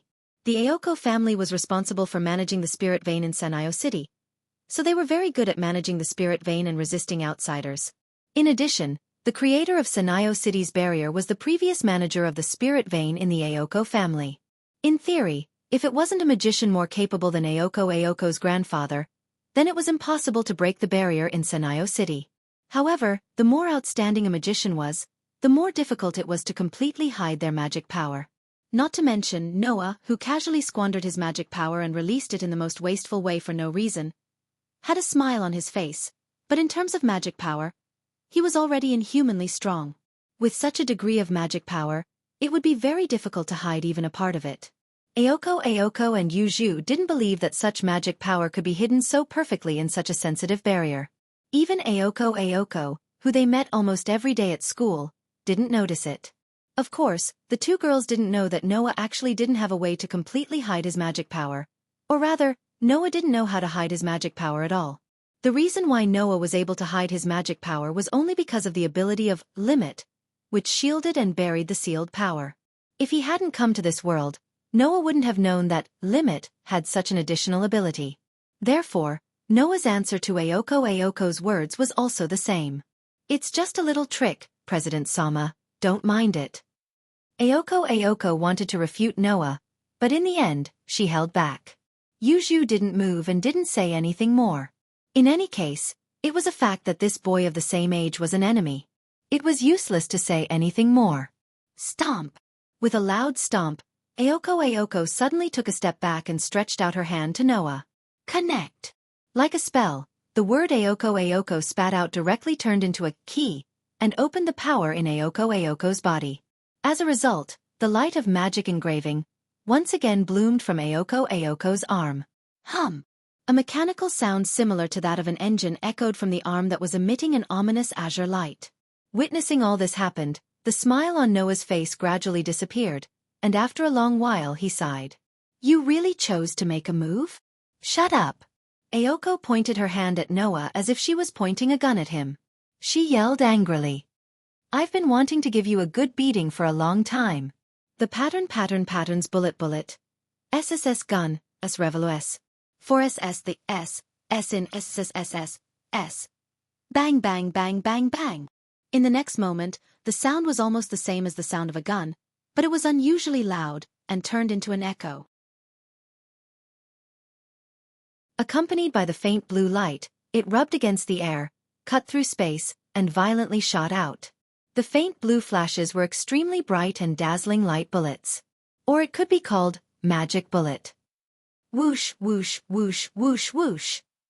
In the sharp sound of breaking through the air, the faint blue magic bullet turned into a faint blue light and mercilessly fell in Noah's direction. His vision was filled with phosphorescent light. Looking at the magic bullet rapidly approaching, Noah just calmly raised his hand. Hum! The scabbard that released a golden light flashed from Noah's hand, and in the light, it disintegrated into pieces of dreamlike crystal, forming a beehive-like barrier in front of Noah. The faint blue magic bullet heavily landed on the dreamlike barrier. Bang, bang, bang, bang, bang. In the midst of the muffled sound, the light bullets formed by magic power exploded on the dreamlike barrier, turning into beautiful blue sparks, stirring up bursts of smoke and dust, and beautifully dissipating like fireworks. No way! Ayoko, whose arm was still flickering with faint blue light, was stunned. It was not that Ayoko was very confident in her magic bullet. She had already expected that the magic bullet alone wouldn't have much of an effect against an opponent with such a vast amount of magic power. However, Ayoko really didn't expect that it would be completely ineffective. Ayoko, don't be impulsive.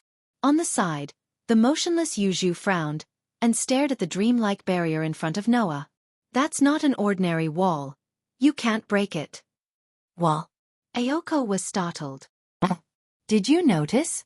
Noah, whose whole body was protected by the dreamlike crystal barrier, slightly raised the corner of his mouth. That's right. It's a wall. Wall. The scabbard's protection was indeed a wall. On the surface, the scabbard's barrier seemed to be able to block all incoming attacks. But in fact, the scabbard's real power was not blocking, but isolating. You should have heard of it, right? Noah's voice slowly drilled into Ayoko and Yoju's ears. This is a noble artifact called Avalon. Noble artifact. Ayoko's expression changed. Unlike Aozaki Ayoko, Yuju reacted to the word Avalon and suddenly raised her head.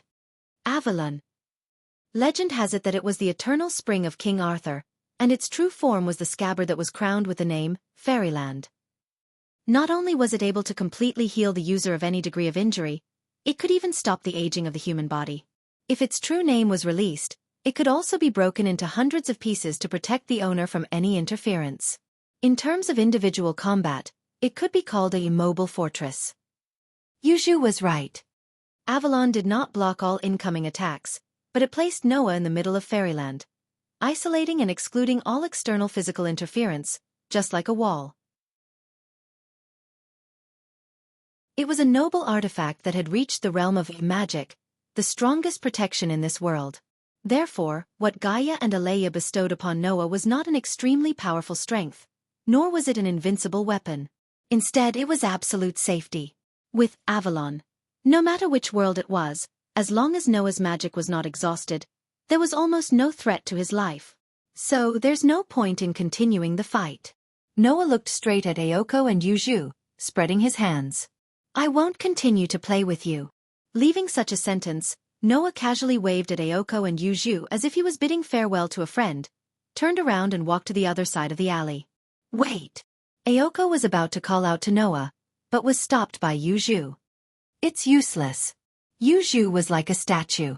She did not have any expression, nor did she move. She only said those words. We're in trouble, Ayoko. Ayoko could not help but move her lips, but in the end, she could not say anything.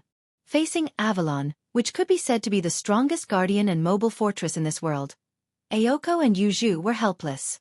Not to mention other things, just the existence of a noble artifact was not something that a normal magician could deal with.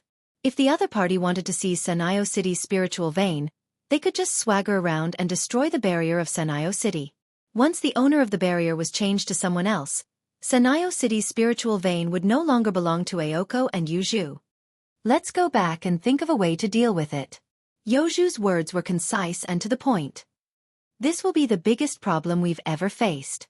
Ayoko nodded with a heavy heart, many thoughts flashing through her mind. Unfortunately, although Ayoko had many thoughts in her mind, she did not think that Noah would not seize the spiritual vein. If Ayoko knew that Noah didn't even know how to use the spirit vein, what kind of expression would she have?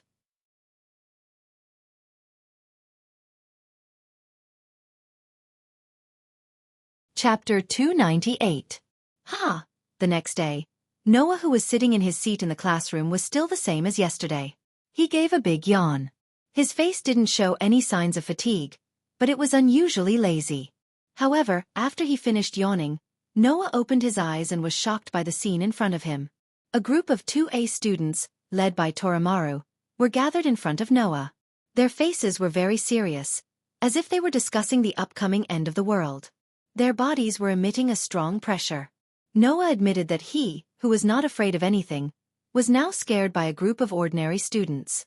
Because they were too stupid, Noah was worried that he might be infected. Sigh. Noah sighed and narrowed his eyes. I'll give you 3 seconds to clearly state your intentions. 1, 2. How was it yesterday? Toramaru seemed to represent the voice of the entire 2A. He couldn't wait to ask. Did you really go on a date with Ouchi? Toramaru, I found that your brain has become stupid. Noah said snappily. Please think about it carefully. Would the Ouchi in your heart really invite me on a date? This sentence, as if it was the truth, shook the hearts of all the students present. That's right, that's right. That's the student council president. The student council president who would even say, aren't you guys hot? When he sees those couples stuck together in school. How could he be interested in love? That's right. You're right. Toramaru scratched his head. His voice returned to its usual rough and powerful tone. Then why did Ouchi ask you to go out yesterday? Pulling weeds. Noah answered truthfully. What did you say? Toramaru was stunned. Pulling weeds. Noah repeated expressionlessly. In this world, there is a very tenacious life form called grass. Although strictly speaking, they are not harmful. Once their numbers increase, they will evolve into weeds. At this time, people have to pull them out. This action is called weeding. I'm not asking you what pulling weeds is. Itamaru couldn't help but slam the table and stand up, shouting at Noah. You don't think I'm stupid, do you? Noah's gaze suddenly became very inconceivable, as if he was saying, isn't that so? Which hurt Itamaru's heart. I'm the vice president of the student council. Itamaru couldn't take it anymore. He grabbed Noah's neck and shook him. Noah, tell me. Say I'm not an idiot. If you continue to choke me, even if you're not an idiot, you'll become a murderer. Noah's weak voice entered Itamaru's ears, which made him even more agitated. Actually, with Itamaru's strength, let alone choke Noah to death, he couldn't even make Noah have difficulty breathing. However, Noah didn't hate this kind of interaction with his classmates. It made him feel very relaxed. Only at this time, Noah would forget that he had the strength to casually choke anyone around him to death. He would enjoy peace as an ordinary person. Even if this peace only lasted for a moment. Bang! At a certain moment, the door of the 2A classroom was pushed open, making a loud sound. Her handsome figure swayed with her black hair. She ignored the surrounding students who had shut their mouths and fled in panic. Her gaze swept in Noah's direction. She looked at Noah, whose neck was being choked by Itamaru, and walked over. The person who came was naturally Aoko Aozaki. Seeing Aoko Aozaki walking in his direction without hesitation, Noah put away the lazy expression on his face and became a bit cynical. As for Itamaru, it was as if he was scared silly and forgot to move. After a while, he woke up and quickly retracted his hand from Noah's neck. He acted as if nothing had happened and dodged to the side. In the classroom, only Aoko Aozaki's unusually loud footsteps could be heard. Not long after, it disappeared into the air. Just like yesterday, Aoko Aozaki stood in front of Noah's seat and looked down at him. Her eyes were still fierce, but there was a trace of intense emotions that only Noah could see. After all, yesterday was different from today. Yesterday, Aoko Aozaki came to see a classmate. Today, Aoko Aozaki came to see an enemy. Noah classmate. Aoko Aozaki said straightforwardly, "Do you have time after school?" Even the opening words were the same as yesterday. However, no one noticed that there was an unknown change. Under the admiring and curious gazes of the students led by Itamaru, Noah smiled, but there was no smile in his eyes. Does the student union president want to invite me on a date? Still, it was exactly the same. But this time, Aoko Aozaki's response was like a big bad wolf trying to lure a rabbit to open the door. It was cunning and evil. It's not just me. Even my roommate wants to have a memorable date with you. When this was said, the classroom was dead silent. What did this mean? Buy one get one free? Speaking of which, was this really a date? The students looked at Noah as if they were worshipping a god. As expected, transfer students were all legends. Only Noah understood the meaning behind Ayako Aozaki's words. It seemed that Ayako Aozaki and Yuju had either found a way to deal with Avalon, or they were planning to negotiate with Noah. As for Avalon, as the strongest guardian in the world, it was hard to say whether there was a way to deal with it, let alone finding a way to deal with it. Therefore, compared to the former, Noah felt that the latter was more likely. I can't go on a date with two beautiful girls at the same time. Although he said this, Noah's face became a half-smile. I hope the president and Miss Yuju will have mercy on me. Ayako Aozaki glared at Noah, turned her head, swung her waist-length hair, and walked out of the classroom without looking back. After school, stay in the classroom and wait for me. After saying this, Ayako Aozaki disappeared from the classroom door. Wow!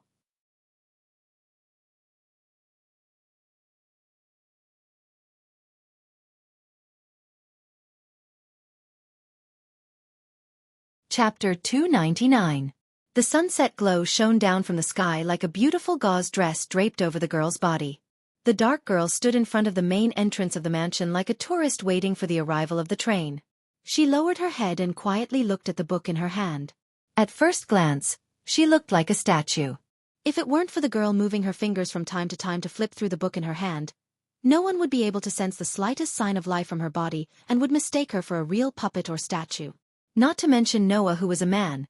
Even Ayako, who was a woman, was dazed for a moment and was almost attracted by the girl's fatal beauty. Even Noah's gaze was taken away and involuntarily fixed on the girl's body. However, this quiet beauty didn't last long. As if she felt Noah's gaze, Yuju slightly raised her head without the slightest warning. Her black eyes suddenly met with Noah's equally dark pupils. The man and woman's eyes were both darker than the night. However, one was as dark as the stars, while the other was as intoxicating as the moonlight. At this moment, it seemed that only the man and woman were left in the whole world, causing the air to be filled with a sense of oppressive silence. Although they had only met twice, and both times were in the form of battle or confrontation, it wasn't difficult for Noah to see that Yuju was a girl of few words. Therefore, needless to say, it wasn't that Yuju didn't know what to say, but that she had long been accustomed to silence and didn't feel the slightest bit uncomfortable with silence. Thus, if no one spoke first, Yuju would definitely remain silent until all the time was wasted, right? As for Noah, he was simply patient. Seeing that Yuju didn't intend to express anything, he was too lazy to say anything and didn't feel too awkward. However, Noah and Yuju didn't care about being silent, but it didn't mean that Ayako didn't care. As you can see, Yuju, I've brought her. Without the slightest hesitation, Ayako broke the strange silence in a swift and decisive manner. She looked at Yuju with undisguised sharpness in her pale eyes. Shouldn't we go in now? Or do you plan to talk here? Ayako Aozaki's voice was filled with reproach. Don't think that Ayako and Yuju lived together because of their good relationship. In fact, the two of them lived together because they had the same interests. The spiritual vein in Sano City has always belonged to the Aozaki family. Of course, in Ayoko's generation, the spirit vein in Sano City naturally became the property of Ayako. As mentioned before, there were 3 ways for a magician to obtain the power of a spirit vein. Apply for a loan from the Magic Association. Coordinate with the owner of the spirit vein. Snatching a ready-made spirit vein. Yuju had stayed in Sanayo City through the second route, sharing the spirit vein of Sanayo City with Ayako Aozaki. Only Aozaki Ayako and Yuju Aozaki knew exactly how they coordinated their relationship, and what kind of twists and turns there were in between. However, it was certain that the two of them didn't live together because they had a good relationship. Magicians were a group of existences without any moral values in the world. As long as there was enough reason, they wouldn't hesitate to kill even biological sisters. Now, as the manager of the spirit vein in Sano City, Aozaki Ayako and Yuju Aozaki had to negotiate with Noah, who they couldn't do anything about but couldn't ignore. Otherwise, neither of them would feel at ease. If Yuju Aozaki Ayako really rejected the person she had to deal with because of her personal feelings, causing the matter to reach a deadlock, then Aozaki Aoko would have enough reason to make things difficult for her cohabitant. Even if this cohabitant was Aozaki Aoko's friend and a magic instructor. Aozaki Aoko's power was nothing to Yuju Aozaki Aoko. Therefore this time, it was Aozaki Aoko and Yuju Aozaki Aoko's turn to look at each other, falling into an indescribable silence. Yuju fearlessly responded to Aoko's piercing gaze, her expression not changing in the slightest. After a while, Yuju Aozaki Aoko turned her head and looked at Noah, who didn't say anything. After a long time, she finally turned around and pushed open the door of the mansion. From the beginning to the end, Yuju Aozaki Aoko didn't say a single word. However, the moment Yuju Aozaki Aoko turned around, both Noah and Aozaki Aoko could feel the unfriendly aura emanating from Yuju Aozaki Aoko. Obviously, Yuju Aozaki Aoko was really unhappy about letting Noah enter the mansion. This also meant that Aozaki Aoko was right. Yuju Aozaki Aoko really treasured this mansion. Sigh. Aozaki Aoko sighed tiredly. Her attitude towards Noah had become more or less impatient. Let's go. We'll talk after I've dealt with you. What do you mean by we'll talk after I've dealt with you? Noah rolled his eyes and didn't bother to pay attention to Aozaki Aoko. He walked forward and entered the mansion on his own. As soon as he entered the mansion, Noah felt a sense of dissonance that was completely different from the outside. In every corner of the manor house, there was a trace of magical aura permeating the air. It was the magical aura that came from the earth spirit vein in Sanayo City. It wasn't until he sensed that even the air was filled with magical aura that Noah was able to clearly see the interior of the mansion. What entered his eyes was the main hall of the mansion. It was a very classical manor house. The floor was made of wooden bricks. Instead of saying that the walls were white, it was more accurate to say that they were gray. Almost none of the furniture around him had a modern appearance. They were either wooden tables and chairs or ancient clocks. There wasn't even a single fluorescent lamp. It felt like they had entered another world. The ceiling reached all the way to the top. Not only was half of it occupied by a huge glass window, but it was also higher than the second floor. The sunlight shone in from the outside, and at least it didn't make people feel cold. Yuju Aozaki Aoko didn't wait for Noah and Aozaki Aoko to enter. She opened the door on the left side of the hall, and let Noah see a corridor that was as dark as a basement. Yuju Aozaki Aoko walked into the corridor and directly opened the door closest to her and entered. It was a living room with luxurious sofas and carpets, but it also had a very out-of-place TV, which made Noah feel out of place in another way. Aozaki Aoko ignored Noah's strange expression and walked in slowly and sat next to Yuju, who was already sitting on the sofa. Originally, it's rare to have guests here, so I should make you a cup of tea. But because I don't know if the meeting will end well or not, I don't want to do that kind of meaningless thing. Aozaki Aoko's expression changed into a serious one. Although it's a bit late to say this, can we talk? Noah curled his lips and walked into the living room. He sat opposite Aozaki Aoko and Yuju Aozaki and looked into the eyes of the two girls. I know what you want to talk about. Then you should also know how troublesome your existence is for us. Aozaki Aoko stared at Noah while Yuju remained silent. Say it, what do you want? When she said this, Aozaki Aoko and Yuju were destined to fall into a passive situation. However, there was no other way. This time they were really passive.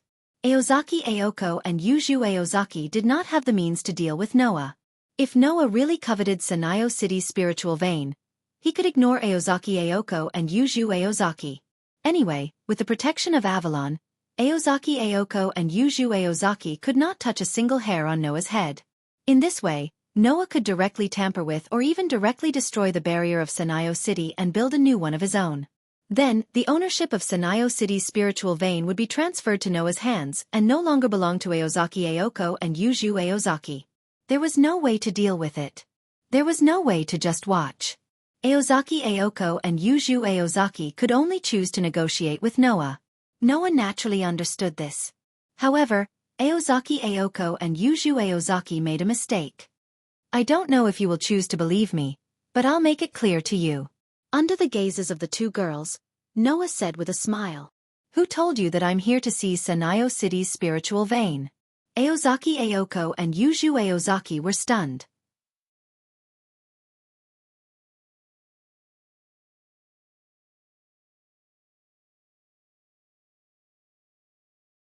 Chapter 300. What do you mean by that?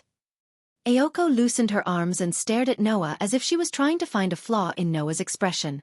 You're not here for the spirit vein? If you're not here for the spirit vein, what are you doing in Sanyo City?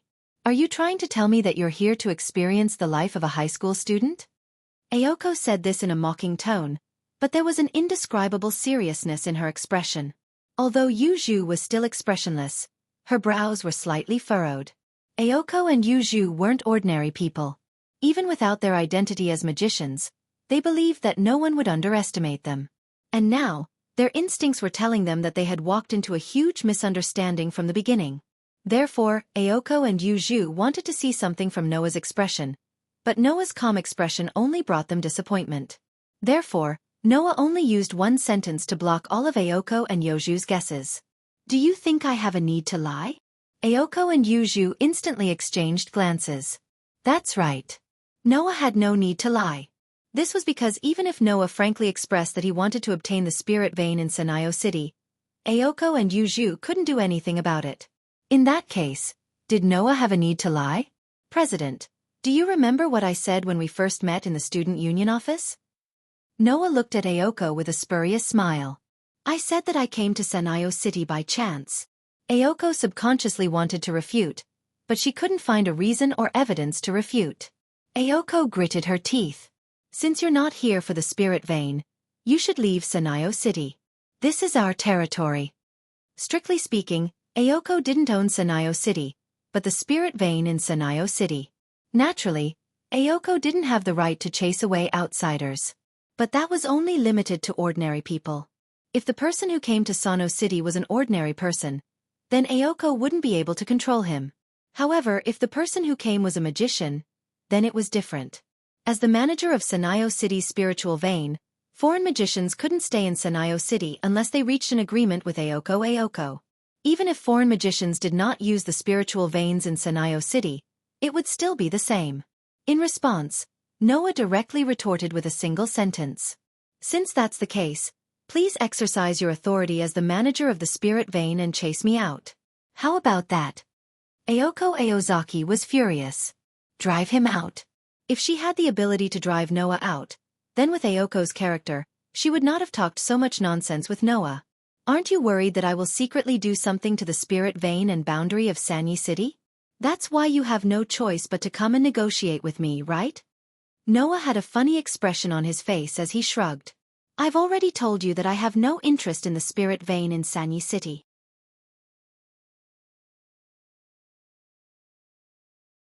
You don't have to worry anymore, right? Don't have to worry? Who wouldn't be worried? Not to mention whether it was true or not, even if it was true, who would be at ease to let a magician that they couldn't control stay in their territory? Who could guarantee that this magician did not have any other motives? Who could guarantee that this magician would not suddenly launch an attack from behind at the crucial moment and kill him? After all, to put it nicely, magicians were a group of mystical scholars, but to put it bluntly, they were just a group of lunatics who would do anything to achieve their goals, that is, to reach the source of their power. Allowing a magician with unknown intentions to wander around his territory? At least, Ayoko and Yuju, who couldn't accept people's kindness, couldn't do that. Why do you have to stay in Sanyo City? Ayoko went straight to the point. Do you have a reason for staying here? Hearing this, Noah fell silent. In fact, even Noah himself did not know why he had to stay in Sanyo City. However, in Noah's heart, Noah had never considered leaving Sanyo City. Why was it like this? After asking himself, Noah gave such an answer. I only have one reason to stay here. Ayoko and Yuju stood up solemnly at the same time. However, in the next moment, Noah's answer almost made the bad-tempered Ayoko fly into a rage. Intuition. Noah suddenly smiled. Intuition tells me that I have to stay here. Only by staying here can I get what I want. Ayoko's forehead suddenly had the word well printed on it, causing her to put on a fake smile. Noah, are you playing with me? I'm very serious. Noah leaned his body on the sofa and said leisurely. It depends on whether you believe it or not. In the living room, silence filled the air. Ayoko's expression had already become somewhat uncertain. She obviously did not expect things to develop into such a difficult problem. After a while, she gave up and looked at Yuju. Yuju, what should we do now? Yuju was still silent. After a while, she stood up and walked out of the living room. Ayoko understood and said to Noah, "Wait for us here." After saying that, Ayoko followed Yuju out of the living room. Not long after, a faint discussion could be heard from outside. It seems that in order to solve Noah's problem, Ayoko and Yuju had already started a strategy meeting. In this case, Noah had no reason to be anxious. He sat there with a clear conscience and observed the surroundings. What made Noah puzzled was that for some reason, the discussion between Ayoko and Yuju seemed to have turned into a dispute. Moreover, the quarrel was quite fierce. Even the voice of the taciturn Yuju could be heard faintly. The dispute was very fierce. In the end, it was unknown if the dispute had reached a conclusion, but the voice disappeared little by little. Then, footsteps began to sound, approaching the living room. When Ayoko and Yuju appeared in front of Noah again, the expression of the two girls was completely different. Ayoko had a satisfied expression on her face. Yuju was expressionless as usual, but her empty eyes were fixed on Noah the moment she entered the living room. To Noah's surprise, there was obvious emotion in Yuju's eyes. Dissatisfaction. Yuju was very dissatisfied. "We agree to let you stay in Mayo City, but we also have our conditions." Ayoko opened the following negotiation with such a sentence. "Don't be in a hurry to refuse. We also know that we don't have the qualifications to make conditions with you now, but after all, you are living in our territory. We will treat you as a foreign magician who wants to rent a spiritual vein from us." Ayoko gave Noah an unusually sweet smile. Or is Noah the kind of evil guest who will occupy other people's residence and not pay rent? Hearing this, Noah raised his eyebrows. "Since you have said so, fine, let's hear it. Our conditions are very simple." Ayoko's smile became more and more sweet, but also more and more dangerous. "Noah, classmate, we hope to know your whereabouts, and always know. Otherwise, we won't be able to feel at ease." "Oh." Noah slightly narrowed his eyes. "You mean you want to spy on me?" "No." Ayoko straightforwardly shook her head, but her answer made Noah stunned. "We want you to live here." "What did you say?" Noah was stunned. "Live here?" "That's right." Ayoko nodded heavily. "Only when you are under our eyes can we feel at ease." Noah finally understood why Yuju was so dissatisfied. This was Yuju's most precious manor. Now that it was invaded by an outsider, of course Yuju would be dissatisfied. If it wasn't for the fact that Noah's problem couldn't be ignored, Yuju wouldn't have agreed to this proposal. And this time, it was Noah's turn to be hesitant. Live with Ayoko and Yuju? Ayoko didn't seem to care about the problem of the opposite sex living under the same roof as she crossed her arms. "This is our bottom line." Hearing this, Noah understood. For Ayoko and Yuju, he was not a man, but a magician.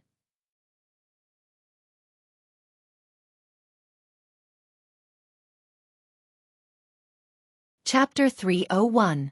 This is your room. Ayoko opened a door that was covered in a thin layer of dust. It seemed like it had not been cleaned for a while. Ayoko moved aside slightly to let Noah enter Noah's line of sight. Noah replaced Ayoko and came to the door. He had a panoramic view of the world behind the door. It was a very ordinary but somewhat strange room. Ordinary referred to the size and scale of the room. In terms of size and scale, it was no different from a normal room. Strange referred to the furniture. There was only one bed in the room, and it was a rather high-end mahogany bed. Putting such a high-end bed in an ordinary room, there was indeed an indescribable sense of strangeness. However, there were many rooms like this in the manor house. Yuju's manor house was very large. In terms of scale, it was larger than a normal villa. Naturally, there were many empty rooms. No matter how one looked at it, it seemed a bit wasteful for two single girls to live in such a large manor house.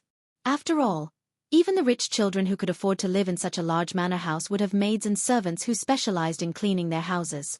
However, in this manor house, there was no third person other than Ayoko and Yuju. Of course, it was a bit wasteful to live in it. However, from today onwards, Noah would also be a resident of this manor house. If you're not satisfied, don't complain. The empty rooms in the manor are all similar. Some of them are even used by Yuju and me as storage rooms and study rooms. Ayoko brushed her waist-length hair and turned a blind eye as she spoke to Noah in an indifferent tone. By the way, this room is in the East Manor. My room is also in the East Manor, but it's on the other side. The West Manor is Yoju's territory. Even I can't enter without permission. You can't go there either. Otherwise, even if she knows that she can't do anything to you, Yuju will fight you to the death. By the way, do you want to go back to your original room and get your luggage? Perhaps because she felt that Noah's room was a bit desolate, Ayoko seemed to kindly suggest this. However, this suggestion only earned Noah's annoyance. There's no need for that.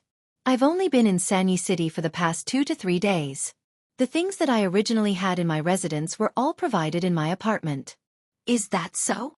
Ayoko asked doubtfully. Don't we need to bring clothes and daily necessities? I do need to go back and get the clothes, but there are only a few of them. It's not a big deal. Noah walked into the room and sat on the bed. Feeling the softness of the high-end bed, he nodded with satisfaction. As for the daily necessities, I'll buy new ones tomorrow. Well, it's up to you. Ayoko answered casually. But don't buy anything that you can't fit in your room. Otherwise, Yuju will definitely explode. So many restrictions? Are you looking for a cohabitant or a prisoner?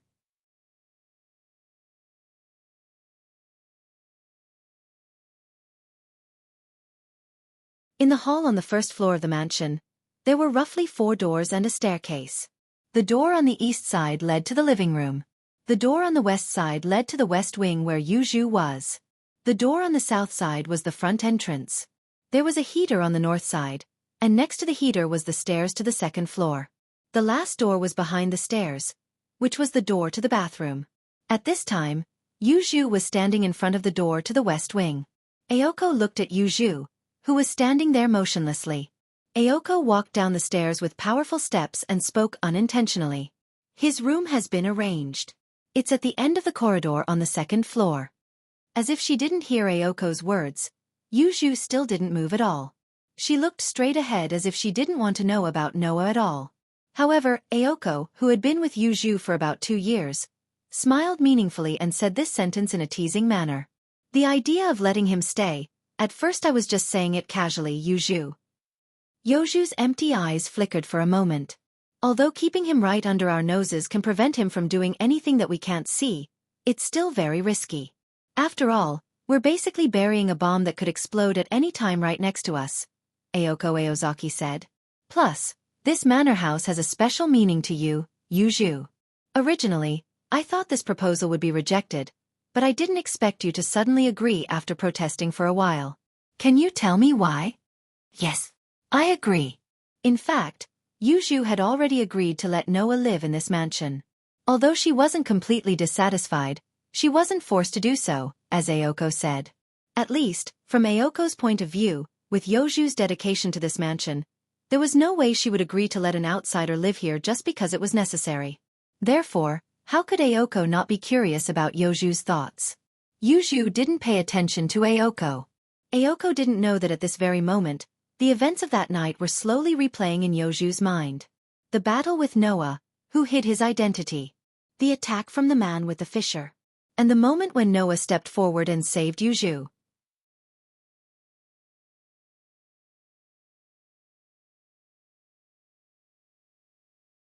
Chapter 302.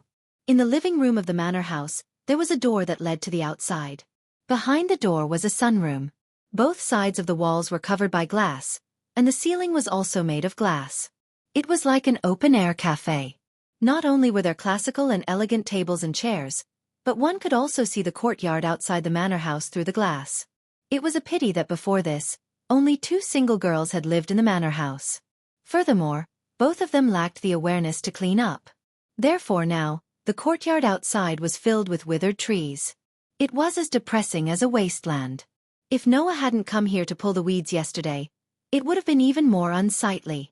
What was even more disappointing was that the sunroom was also the manor house's dining room. Noah aside, Ayoko and Yuju had always used the sunroom as a place to eat. When Noah found out about this, he was quite speechless. I can't believe you can eat so happily while looking at that wasteland outside. Sitting at the table that served as a dining table in the sunroom, Noah sighed at Ayoko Aozaki and Yuju Aozaki, who shared the same table on the other side. It was such a good courtyard, but you wasted it just like that. Don't look at me. It was already like this when I moved in. Ayoko didn't hesitate to draw the line. Don't look at Yuju either. It's more difficult for Yuju to repair the courtyard than for her to date. Yuju drank her soup in silence. It was obvious that she didn't care about Ayoko's words, nor did she care that the courtyard had become a wasteland. Although she loved the manor house very much, Yuju didn't look like an extremely diligent girl. If she had the time to do these things, he believed that Yuju would be more willing to spend it on magic research. Ayoko was even more so. She had to go through a lot of trouble to find Noah to pull the weeds. It was impossible for her to do it herself. In other words, neither of you are good at dating, and you both think that it doesn't matter? Noah looked sympathetically at the two girls who would be living together from that day onwards. What a pity. If it were any other girl who heard this, they would definitely fly into a rage. However, in the ears of Ayoko and Yuju, it didn't even have the slightest bit of meaning. The two of them minded their own business and ate their own food, causing Noah to be snubbed. By the way, the dining rules in the mansion were different from those in other places. Under normal circumstances, they worked in shifts. However, if someone was in a bad mood or had something to do, they could choose not to work and let the other residents in the manor do their own things. It was that casual. It was the same this time. Yuju, who came to the living room first, cooked for herself. Ayoko Aochi, who came later, cooked for herself. By the time Noah arrived, the two had already started eating. They mercilessly told Noah to cook for himself. At this time, Ayoko suddenly said to Yuju, "Yuju, let's continue with yesterday's homework after dinner." Hearing this, Yuju finally reacted. She raised her head and nodded at Aochi Ayoko. Her quiet voice resounded in the sunlight room. "Yesterday, we were practicing the suggestion magic. According to the original plan, we were going to do another topic today. However, Ayoko, you are even more clueless than I thought when it comes to non-destructive magic." What can I do?" Ayoko said resentfully. "Who told me to be an apprentice magician with less than 2 years of experience?" "I don't think it has anything to do with time," Yuju replied unhurriedly. "After all, if it's a destructive magic, you can learn it very quickly." Ayoko was at a loss for words. However, when Noah heard the conversation between Ayoko and Yuju, he raised his head in surprise and looked at Ayoko. "You're just an apprentice magician? What?" Ayoko stared at Noah with a sinister expression. "Are you making fun of me?" "But that's not right." Noah didn't pay attention to Ayoko's angry expression as he spoke in surprise. "I can feel that you are very special. There is a very powerful force hidden in your body. How can you be just an apprentice magician?" Once those words were spoken, Ayoko and Yoju's expressions tightened. They looked at each other, and the gazes they used to look at Noah became serious. Ayoko, in particular, had a gloomy look on her face. "The force you sensed, it can't be the magic in my body, right?" "Magic." Noah was slightly startled and immediately looked pensive. As mentioned before, Noah's crush in this world can't be called magic. It can only be called magic. Because, in this world, magic and magic are different mysteries. Both of them have the same source of power, but there is a fundamental difference. No matter how much time and technology is used, it can't be realized. That is magic. And no matter how inconceivable it is, as long as there is time and technology, anyone can realize the mysteries. That is magic. For example, humans can make fire. Therefore, magic with the property of fire can never be called magic. Therefore, in simple terms, if human science can achieve the same phenomenon, it is magic. If it can't be achieved, it is magic. The reason why Noah's crush can't be called magic in this world is because of this difference. However, magic is not necessarily better than magic. After all, magic only refers to those mysteries that can't be achieved by human hands. It doesn't necessarily have powerful strength. Some powerful magic is even more qualified to be called magic. Of course, Noah's crush is different from the magic of this world. One of them is the power of the sorcerer's soul, while the other is the power of the root of all things. They can't be lumped together. And according to the memories he obtained from Gaia and Alea, Noah also knew the truth of this world's magic. It is a method that magicians create or obtain in order to reach the root. Magic is the ultimate method to reach the root. If magicians can reach the root, then they can obtain magic. Similarly, if a magician develops magic, then they can reach the root. In other words, magic was the method left behind by those who had successfully reached the origin to reach the origin. You have magic? A thought arose in Noah's mind. He was startled and hurriedly asked Aoko about it. In other words, you have successfully reached the root? Unfortunately, as I said, I'm just an apprentice magician. Aoko said in a depressed tone. My magic is passed down from the Aozaki family. I have only inherited it. Moreover, I can't use it right now. Don't tell me you don't know about the magic of the Aozaki family? Yuju looked deeply at Noah. It is impossible for a magician to not know about the magic of the Aozaki family, right? Noah didn't answer Yuju's question. This was because Noah had a thought in his mind. If the feeling that Noah felt from Aoko's body was the same as that of Gaia and Alea's Snow White world was magic, then wouldn't that Snow White world be the location of the root? After all, magic is a mystery that directly leads to the root, isn't it? If that was the case, it would explain why Noah felt like a Snow White world from Aoko. But this doesn't make sense. If that Snow White world is the location of the root, then Noah can be considered to have successfully reached the root. If that's the case, then why didn't Noah obtain the magic of this world? With all these questions, Noah couldn't help but feel vexed. Seeing Noah's vexed appearance, Aoko and Yuju looked at each other again. Although they didn't know what Noah was thinking, just from the fact that Noah, as a magician, didn't know about the magic of the Aozaki family, Noah seemed a bit unusual. This cohabitant who had only started living in the manor house today had a lot of secrets. He had the legendary King Arthur's noble artifact. He was able to perfectly hide his magic. In addition, he had an abnormal reaction to magic. Who would think that Noah was ordinary? Of course, Aoko and Yuju didn't think that Noah wasn't a magician of this world. The cohabitation between the magician, and magician still had to continue.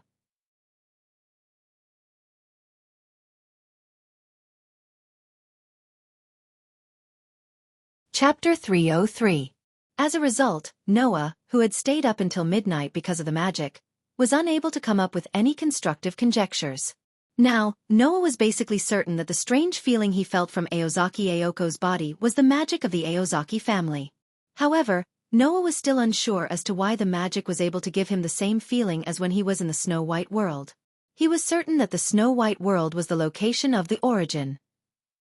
No, it should be said that if Aozaki Aoko's magic was proof that the Snow White world was the location of the origin, then the fact that Noah himself had been there but had not been able to obtain the magic negated this possibility. As a result, this matter smoothly entered a dead end. Unable to understand, Noah decided not to think about it and fell into a deep sleep as if he had given up. He slept all the way until dawn.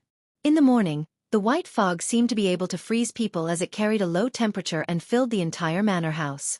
At dawn, Noah woke up from his sleep and felt the cold outside his blanket.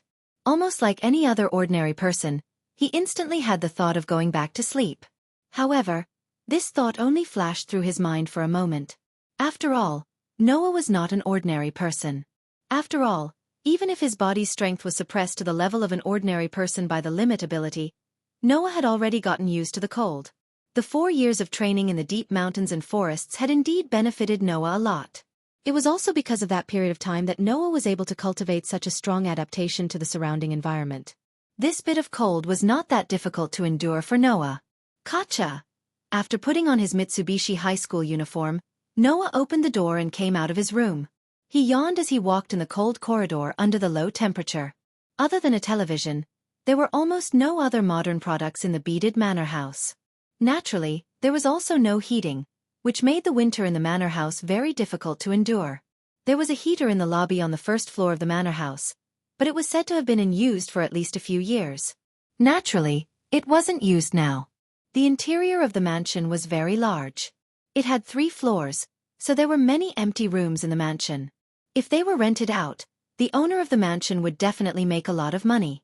The corridor was carpeted, and the surroundings were decorated with old furniture, making it look like a medieval castle. Although it was luxurious, it also gave people a sense of coldness and loneliness. The stairs leading to the lobby on the first floor were at the end of the corridor and in the middle of the hall. Walking down the stairs in the center of the hall, Noah came to the hall on the first floor of the hall with the unique click sound of the wooden stairs.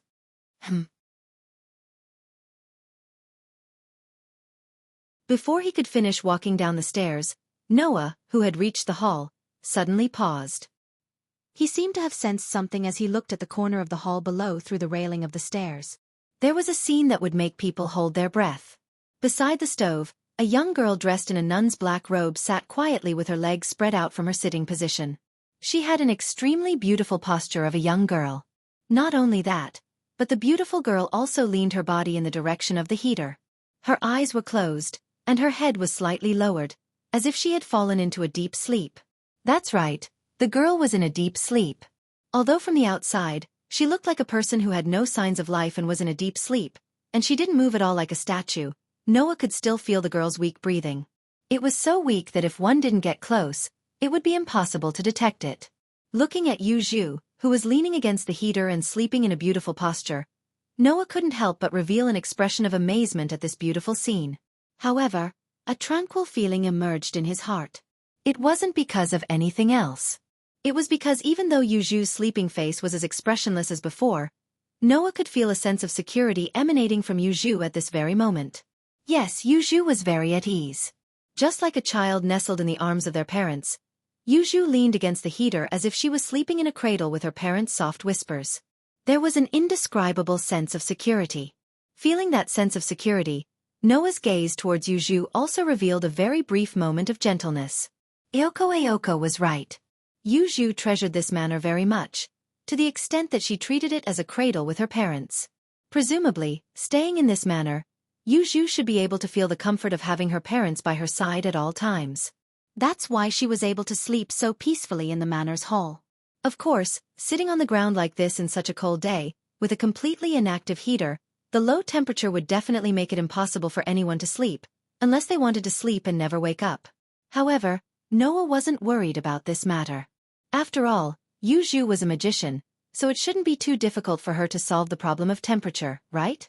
Thinking about this, Noah went down the stairs and came to the hall. He originally wanted to carry Yu Zhu back to her room to sleep, but after thinking about it carefully, he gave up on that idea. Not to mention that Yu Zhu's room was in the west wing. It was an area that even Aoko prohibited from going there for no reason. It was Yu Zhu's territory. If Noah went there, he would definitely anger Yu Zhu. Moreover, with Yu Zhu's personality, she wasn't an ordinary girl who would accept the kindness of others. Not only would Yu Zhu not accept the considerate actions of Noah, who had invaded her territory not long ago, but was now living in her most treasured manor. She would probably be angry because of this, right? Really, why are my roommates all so troublesome? Noah couldn't help but complain. In the absolute dual blades, Ivanli, Julie, and Lilith were all considered to have been Noah's roommates. One of them had an unstable personality, one was naive and pure, one was overconfident, and all of them were unpredictable. They never made Noah feel at ease for even a moment. Now, Aoko and Yu Zhu didn't even need to be mentioned. One was naturally unwilling to admit defeat, while the other was silent and willful. How could Noah not complain? Casey. At this time, on the stairs, the unique sound of footsteps mixed with the wooden stairs sounded again. What are you doing here? Aoko's energetic voice sounded as she came down the stairs. When Aoko came to Noah's side and saw Yu Zhu sleeping by the stove, she looked at Noah with a meaningful gaze. Is peeping at a girl's sleeping posture also one of your interests? I think it's not difficult for most people to imagine that I'm hesitating whether to wake up my roommate who is sleeping on the ground in this cold weather. Noah glanced at Aoko. Or is it your interest to deliberately neglect me? I'm just giving you a piece of advice. Don't think that just because Yu Zhu is like that, you don't care about her sleeping face being seen by the opposite sex. Ayoko brushed her waist-length hair and said intentionally or unintentionally. I can guarantee that if Yu Zhu knew that you saw her sleeping face, she would be furious. Is that so? Noah said angrily. If that's the case, why would she sleep in such a conspicuous place? This is Yu Zhu's mansion. She has the right to sleep wherever she wants. Ayoko said disapprovingly. Besides, because of the foreign magician, Yu Zhu was busy until very late yesterday. It's not strange that she was so tired that she fell asleep, right? What? Noah asked suspiciously. The foreign magician's matter hasn't been solved yet? Ayoko frowned slightly and her eyes began to turn cold. That has nothing to do with you. It's the responsibility of a manager. From Ayoko's expression, Noah could clearly feel her hostility. Obviously, Ayoko didn't let down her guard against him. After all, on the surface, Noah was also a foreign magician. I really don't understand your thoughts. Noah sighed. You're so obviously hostile to me, and you're like a good person who reminds me that I didn't offend Yu Zhu.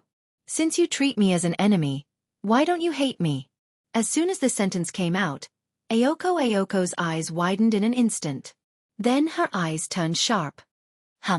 A faint blue light that represented magic bloomed from Ayoko's body.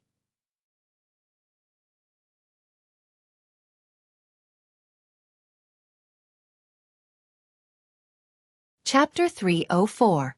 Wang. The magic seal on Ayoko's arm emitted a sound that sounded like an engine, accompanied by a phosphorescent glow. Her magic power burned in the air like blue flames. Noah didn't expect Ayoko's reaction to be so intense. His body tensed up as he gazed at Ayoko, whose head was lowered and whose body was burning with magical power. At this time, Ayoko slowly raised her head. Her expression was as cold as a machine, and her eyes were as sharp as knives, piercing straight into Noah's body. You said I have obvious hostility toward you? That I don't hate you? Aoyagi's voice carried a hint of regret as she said this. It was as if she was blaming herself for not noticing this before. Noah didn't understand why Ayoko's reaction was so intense, but that didn't mean he would obediently endure her capriciousness. President Ayoko, what do you mean? Unlike Ayoko, Noah didn't mobilize his magical power. He stared straight at Ayoko, releasing a powerful pressure from his body. Can I take your actions as meaning you want to start a war with me? Ayoko clicked her tongue, but she did not retract her magic power. Instead, she stared at Noah, her pale eyes filled with an intense emotion that she had never felt before. Just as the tense atmosphere was about to explode, a cold and indifferent voice slowly reverberated. What are you doing? Following this sentence, Yu Zhu slowly walked out from the shadows of the hall with a thick book in her hand. Although her words were directed at Noah and Ayoko, Yu Zhu's eyes were only on Ayoko. It's not like you to get angry for no reason, Ayoko. Ayoko fell silent. After a while, the engine-like sound and the blue phosphorescent light disappeared from Ayoko's body. Ayoko didn't even look at Noah and Yu Zhu. With a somewhat ugly expression, she walked directly to the entrance, opened the door, and walked out. Watching Ayoko's back disappear from the entrance, Noah frowned. What's wrong with that guy?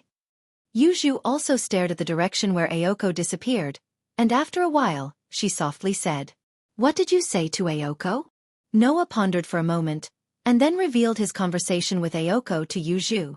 After listening to Noah's recount, Yu Zhu's empty eyes showed a touch of surprise. She thoughtfully touched her chin with her pale slender finger, and asked hesitantly, Do you really think Ayoko doesn't hate you? To be honest, there should be a lot of things about me that can cause that guy to hate me. I also think that guy should hate me. Noah was still frowning, puzzled after thinking about it for a long time. Or could it be that Ms. President is like a good person who cares about that guy no matter how hateful he is? Then I can't guarantee that she won't hate me. Hearing Noah's words, Yu Zhu slightly nodded, as if she understood something. After seeing Yu Zhu's reaction, Noah asked, Did I say something wrong that caused her reaction to be so intense? No. Yu Zhu expressionlessly replied.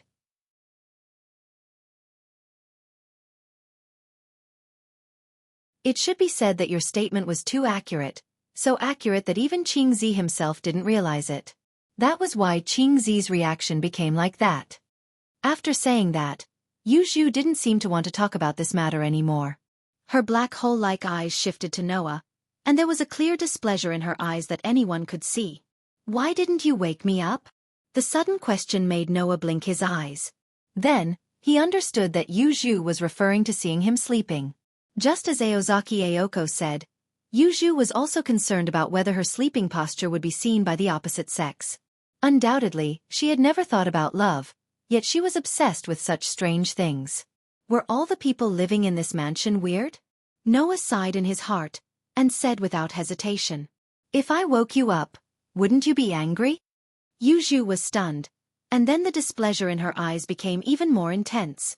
Just as Noah said, if Noah woke Yu up directly, she would still be angry when she found out that her sleeping posture had been seen. "Since you'll be angry if I wake you up if I don't wake you up, you might not know that I've seen your sleeping face and won't throw a tantrum. In that case, to avoid trouble, it's better to turn a blind eye." Noah waved his hand and walked towards the entrance. "After all, we're living together, so this kind of situation is inevitable. If you care, remember to sleep in your room next time. Just don't catch a cold." With that, Noah pushed open the door to the entrance, walked out, and disappeared from the mansion. The mansion returned to silence once again. The displeasure in Yoju's eyes disappeared little by little. She stood there like a statue, motionless. Chup, chup, chup. At the same time, a little blue bird flew out of nowhere and landed on the railing of the stairs. It jumped up and down while letting out a pleasant chirp. That appearance actually gave people the feeling that it was clamoring for something. It was a blue robin. Yuju didn't seem surprised by this scene. She closed her eyes. What Yuju didn't tell Noah was that Aozaki Aoko was actually a little insensitive, or rather, she would sometimes go off the rails. Aozaki Aoko had a very strange view of people's likes and dislikes. No matter who she disliked or hated, as long as it wasn't necessary, Aozaki Aoko would forget all about them. She could even chat and drink tea with them the next day. On the other hand, people that Aozaki Aoko didn't dislike, including family members, friends, and even lovers, might cause Aozaki Aoko to alienate them for no reason. This was because Aozaki Aoko couldn't stand the existence of someone who could disturb her emotions. Therefore, Aozaki Aoko would treat such people as a special existence. They were enemies. Chup, chup, chup. The blue robin flapped its wings in an exaggerated way, as if it was seriously protesting something. The dark-skinned girl seemed to understand the blue robin's words. Her cold and emotionless voice slowly echoed in the manor house. Indeed, maybe it was a wrong decision to let him live here. With that, Yuju turned around. But it's still within the acceptable range. Ignoring the messenger bird's dissatisfaction, Yuju walked towards her room with quiet steps. Sigh. On the way to school, Noah sighed as if he was tired. What's going on? To be honest, Noah didn't dislike Aozaki Aoko and Yuju. From the memories he obtained from Gaia and Aleya, Noah knew how crazy the magicians in this world were. He also knew that most of them could be described with one word: insane. However, Noah didn't find anything he hated about Aozaki Aoko and Yuju. Even if it was Yuju, who lived her life as a magician, perhaps she would kill without mercy, but she would not kill for no reason. Therefore, Noah didn't think that Aozaki Aoko and Yuju were difficult to get along with. At most, he had a headache because of their lifestyle and troublesome personalities. Otherwise, even if he was called an evil guest who occupied other people's territory, Noah wouldn't agree to live under the same roof as Aozaki Aoko and Yuju. But now, Noah realized how naive his thoughts were. Aozaki Aoko and Yuju, these two girls' personalities weren't troublesome, but extremely troublesome. Noah felt that his decision to live in the manor house was too hasty. Woof woof woof woof.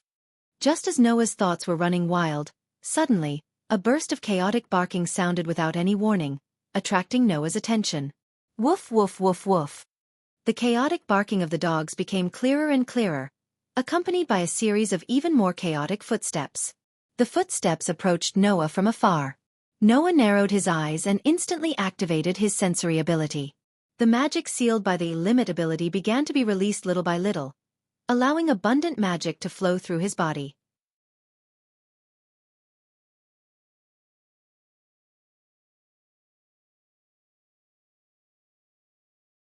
Chapter 305. Woof, woof, woof, woof, woof, woof. The fierce barking of the dogs lingered in the surroundings like noise, frantically reverberating in the air above the asphalt road that was covered by the forest. The owners of these sounds were like fierce beasts that wanted to fight for their prey. In a burst of violent aura, they gradually approached their target. Noah calmly glanced around and swept his line of sight to the surrounding trees. He saw that in the forest that was still slightly dark, pairs of green eyes that were full of ferocity quietly appeared in the bushes, imprinting into Noah's eyes. They were stray dogs.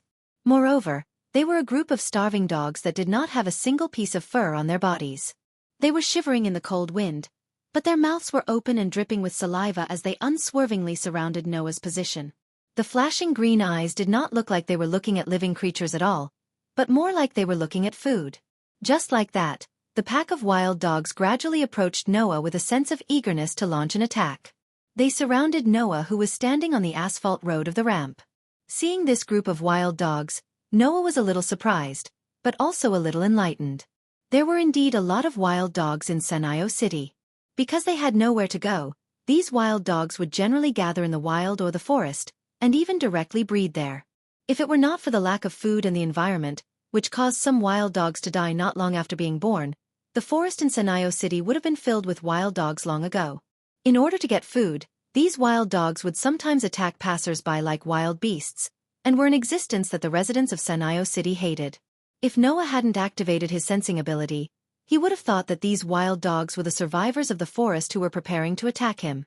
However, with his sensing ability fully activated, Noah could clearly feel that in the forest not far from the group of wild dogs, an extremely majestic aura was walking over here step by step.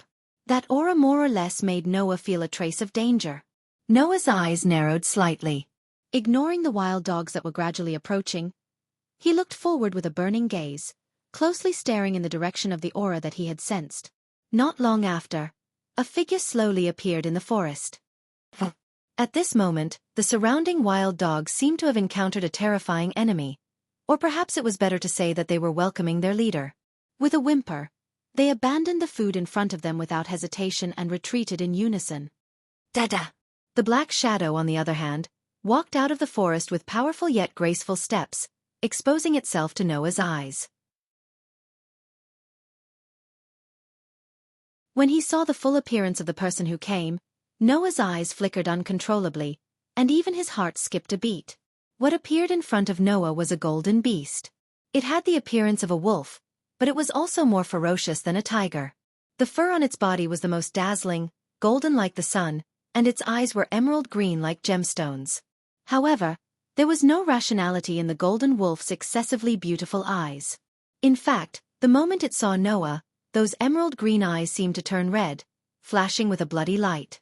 A sense of crisis that came out of nowhere made Noah's pupils shrink.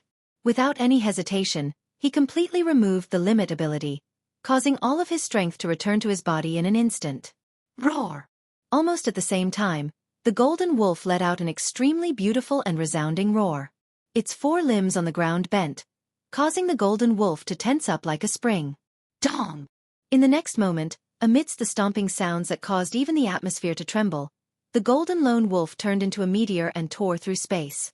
Like a sun that was rapidly moving forward, it carried a tremendous force as it charged out violently.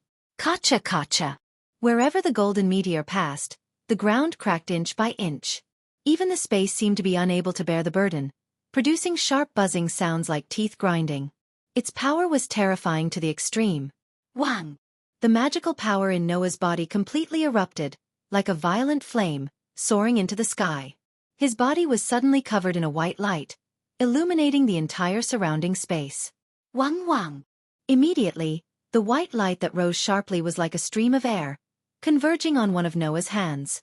Finally, it turned into a transparent halo, covering Noah's tightly clenched fist. Ha! In the midst of a cold shout, Noah faced the direction of the golden meteor, and heavily punched out his fist. In that instant, the true power of the super high-level destruction spell, Crush, finally broke out. Pang! In the midst of a thunderous muffled sound, the space in front of Noah actually directly shattered like glass, exploding into a pitch-black hole. Pang pang pang pang pang! A series of muffled sounds rang out one after another. The space in front of Noah, as if it was cut open by a sword, was continuously shattered, outlining a pitch-black crack, spreading forward. In the blink of an eye, the pitch-black crack and the golden meteor suddenly collided together. Dong! In the midst of an earth-shattering sound, a circle of shock waves turned into a substantial halo, like the explosion of a star, suddenly spreading out. Pa! The ground formed by the asphalt road simply exploded, and without the slightest suspense, was razed to the ground. The surrounding trees were affected by the substantial halo of shock waves, as if they were directly annihilated, and one by one, they were smashed into wood dregs. Pang! In the midst of a muffled sound, the impact that turned into a halo ruthlessly hit Noah and the golden wolf, causing a hair-raising collision sound. Noah and the golden wolf let out a muffled groan at the same time, and their bodies were completely bounced out, like kites with a broken string. One slammed heavily on the ground, then turned over and stood up, while the other slammed into a tree, then slid down with all four limbs on the ground. Kneeling on the ground with one knee on the ground, Noah, who was covering his chest and feeling the bursts of pain from his chest, raised his face full of shock. In that blow just now, Noah really used his full strength. Even so, he couldn't gain the upper hand at all. What is the origin of the golden wolf? Compared with the somewhat shocked Noah, the golden wolf didn't seem to have enough wisdom to compete with human beings, nor did it have the slightest hesitation because of being repelled. Its four limbs tightened, and like a beast that only had eyes for its prey, it stared at Noah with a murderous light in its eyes. Realizing that now wasn't the time to be shocked, Noah immediately exerted his ability to control his emotions to the limit. He suppressed all the emotions in his heart, stood up, and the magical power in his body continuously rose. No matter what, the golden wolf in front of him had the power to match his full strength, and this was certain. Although he didn't know why this golden wolf appeared in Sanyi City, and why it attacked him, Noah knew that he had to fight with his life on the line. However, Noah, who was ready, suddenly narrowed his eyes again. Roar! The golden wolf let out a resounding and beautiful roar, and its whole body bloomed with golden light. And in this golden light, a soft white light entered Noah's vision.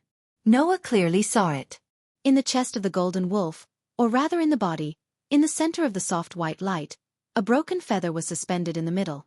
Impressively, it was the world fragment. The world fragment was in the golden wolf's body. Buzz, buzz, buzz, buzz. In the soft white light, the broken feather trembled and made an excited buzzing sound. Roar! In contrast to the world fragment in its body, the golden wolf looked at Noah with even more ferocity, and its body surged with a fierce aura.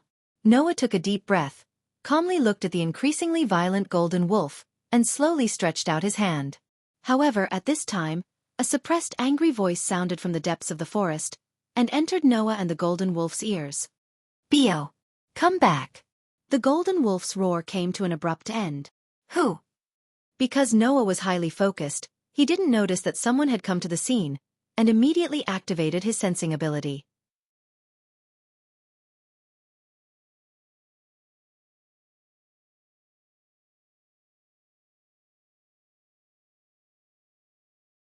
Chapter 306. As previously mentioned, Noah's sensory ability was similar to intuition, but it was strengthened to the extreme, to the point of being like a scanner or even a radar. However, no matter how powerful it was, the essence of sensory ability was still intuition, and the like. Intuition and intuition could identify a person's aura, but there was no way to identify a person's appearance. Thus, under Noah's sensory ability, in the forest, an unfamiliar aura accompanied by a tall figure entered his range of sensory ability, imprinting itself into Noah's mind. It was unknown if the person discovered that he had been found, but his voice became more and more angry. Bio! Still not coming back.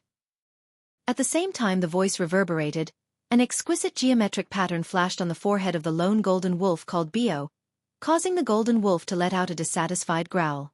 In the next second, the golden wolf's figure turned into a golden stream of light, flying into the depths of the forest. In a moment, it arrived at the side of the person in the forest, carried him on its back, and broke through the air.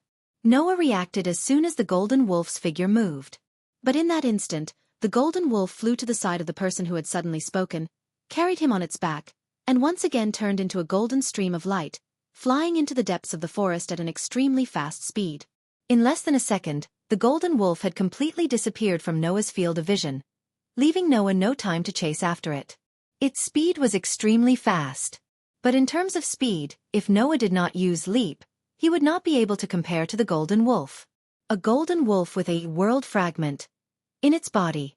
Where did it come from? Noah, with an unprecedentedly serious attitude, began to search for the memories of this world that had been instilled into him by Gaia and Aleia. Not long after, a term appeared in Noah's mind. Could it be, that's a magical beast? Just like how magicians existed among humans, some creatures that only existed in fantasy and legends also existed among beasts. Some of them came from the ecosystem, some were born from the imagination of humans, some became powerful individuals due to longevity, and some came from the evolution of nature. This type of creature that had broken away from the category of wild beasts and possessed great power was known as the magical beast.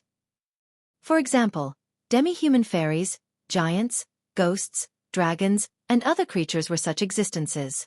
And among these magical beasts, there was a race of werewolves. However, there was no such thing as golden hair among the werewolves. The silver werewolves were the leaders of the werewolves. They were the most powerful existences among the werewolves. Without a doubt, the golden wolf was superior to the silver wolf.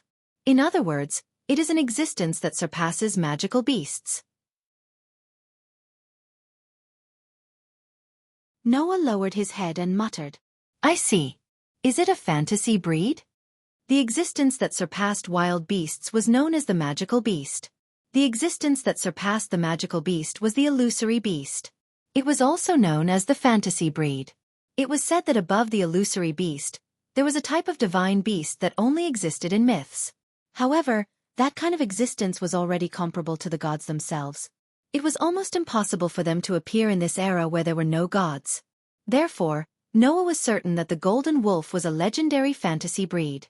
Moreover, because of the world fragment, the golden wolf seemed to have been affected in some way, faintly surpassing the category of a fantasy breed.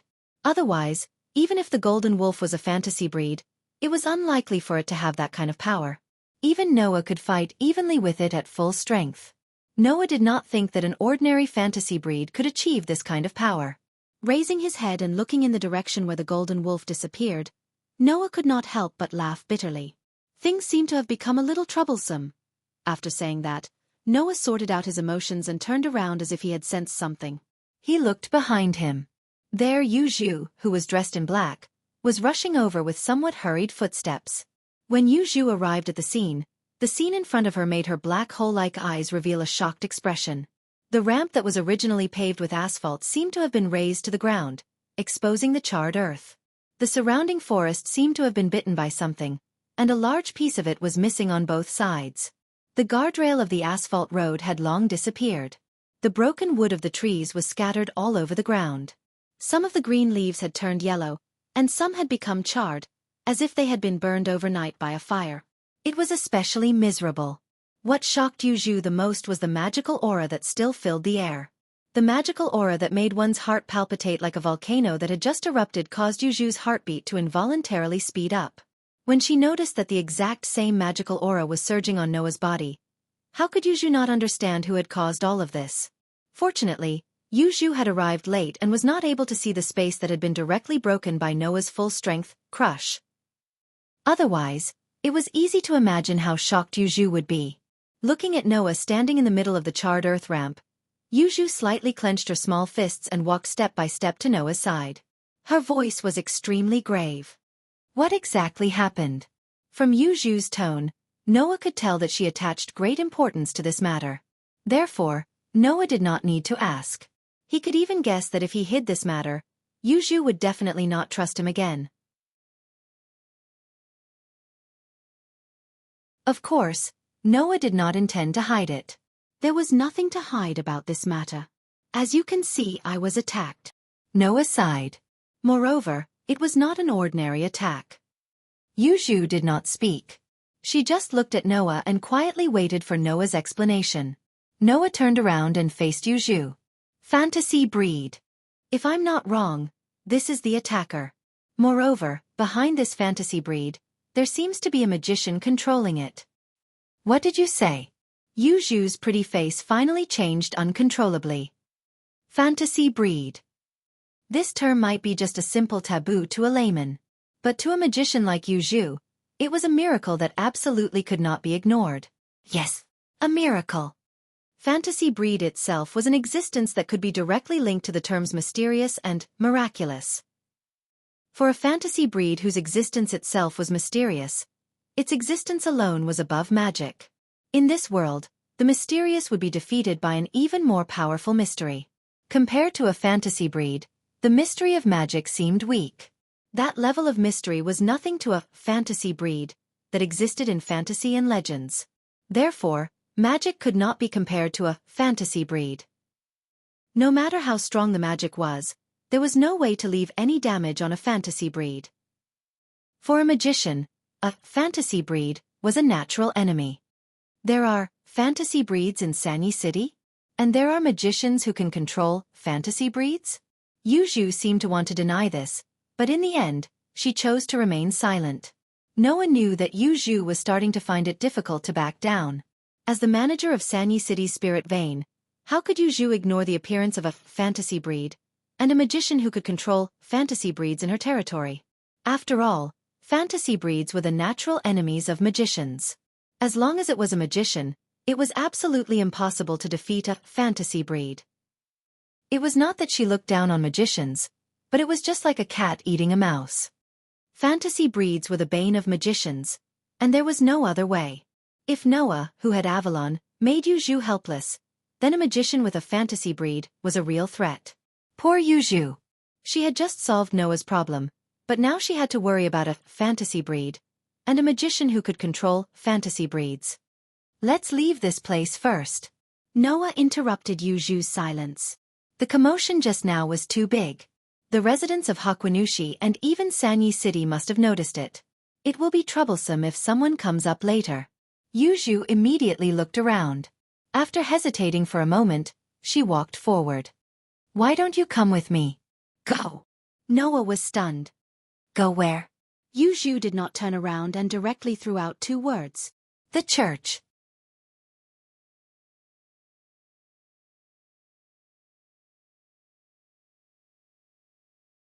Chapter 307. In Mayo City, there was a church. The residents of Mayo City usually referred to it as the church. Hatian Church. This was the full name of the church. It was located next to the #1 General Hospital in Sanyi City. It was as if it was on purpose to attract the attention of passers-by, and they couldn't help but take a look at it. For Mayo City, which had only been a small city for 10 years, the existence of a church was a bit extravagant. This was because there were no foreigners here, nor were there any devout believers. Only the residents of Sanyi City, which was not far from the church, would come here to pray on Sunday. Compared to the size of the church, it was more or less a waste. However, this church had an extraordinary significance to the people in charge of Mayo City. This was because it was the branch of the Magic Association in Sanyi City. It was also the branch of the Holy Church that viewed magicians as heretics and was the archenemy of the Magic Association. However, they were currently in a state of truce. Although Aoko and Yu Zhu were both magicians, they did not join the Magic Association, nor did they join the Holy Church. They only managed Mayo City's spiritual vein as freelance magicians. As the family that managed Mayo City's spiritual vein, although they were freelance magicians, they had a cooperative relationship with the Magic Association and the Holy Church. Therefore, as long as Aoko and Yu Zhu were still the managers of Mayo City's spiritual vein, as long as they did not offend the Magic Association and the Holy Church, the Magic Association and Holy Church branches in Mayo City had the obligation to help them. Of course, Aoko Aozaki and Yu Zhu both had their own insistence when it came to defending against external enemies. They wouldn't allow the church, which was neither friend nor foe, to interfere, nor would they take the initiative to ask for help. However, when it came to dealing with trivial matters, no matter how unwilling they could only ask for help from the church. Therefore, under the guidance of Yu Zhu, Noah arrived at the location of the Hatian Church. Creak! As if expecting a visit, the iron door of the church was pushed open, and a very tall mature woman dressed in a nun's uniform walked out of the church. Under the gaze of Noah and Yu Zhu, the tall nun walked to the entrance of the church in a dignified manner. For some unknown reason, her eyes were tightly shut, but she accurately turned her face towards Yu Zhu and met her gaze. Hello, Miss Juyuanji. I haven't seen you for a while, right? Joyuan Temple. That was Yoju's surname. Although it was a bit unimportant, Noah only knew Yuju's surname by chance. It was said that the surname Joyuan Temple had a great background. It seemed to be a famous plutocrat in Sanyi City. However, Yuju's relationship with the Joyuan Temple group wasn't good. It could even be said to be bad.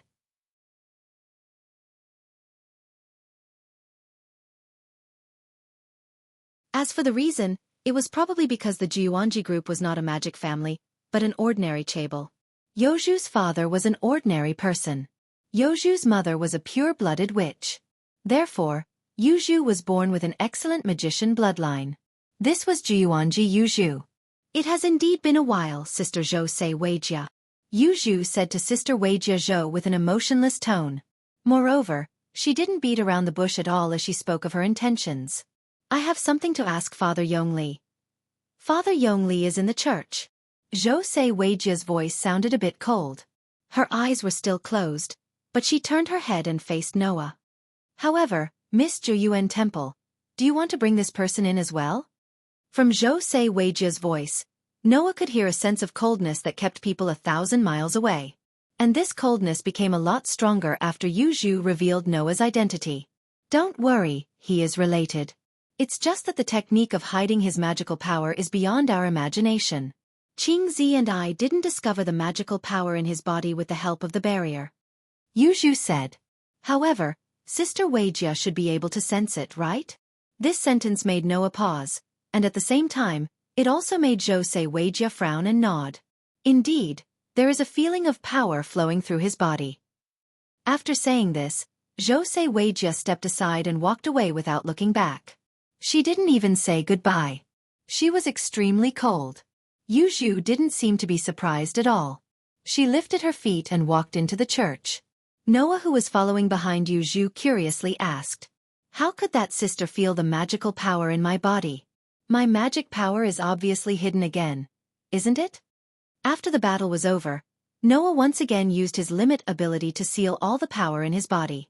Therefore, logically speaking, other people shouldn't be able to sense the magical power in Noah's body. But Yuju's answer made Noah a bit surprised. Sister Weijia has a congenital amblyopia and is now completely blind. But because of this, she has very powerful senses. If someone approaches her, she will definitely discover it. Yuju replied. Even if you have concealed your magical power, as long as there is magical power flowing through your body, Sister Weijia will be able to sense it. In addition, Sister Weijia is a member of the Holy Church.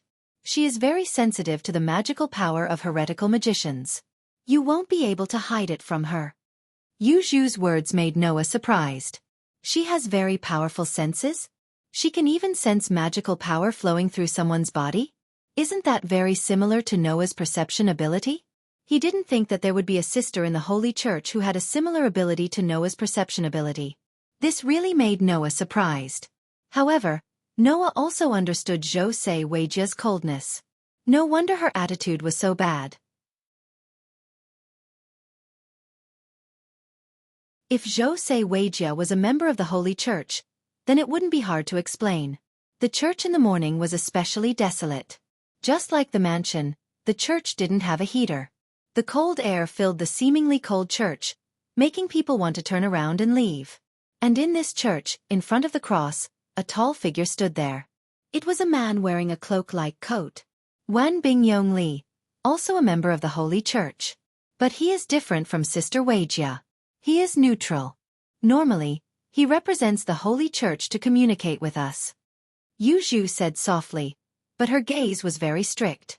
His duty is to monitor us, but he also has the duty of assisting the manager of Sanyi City's spirit vein.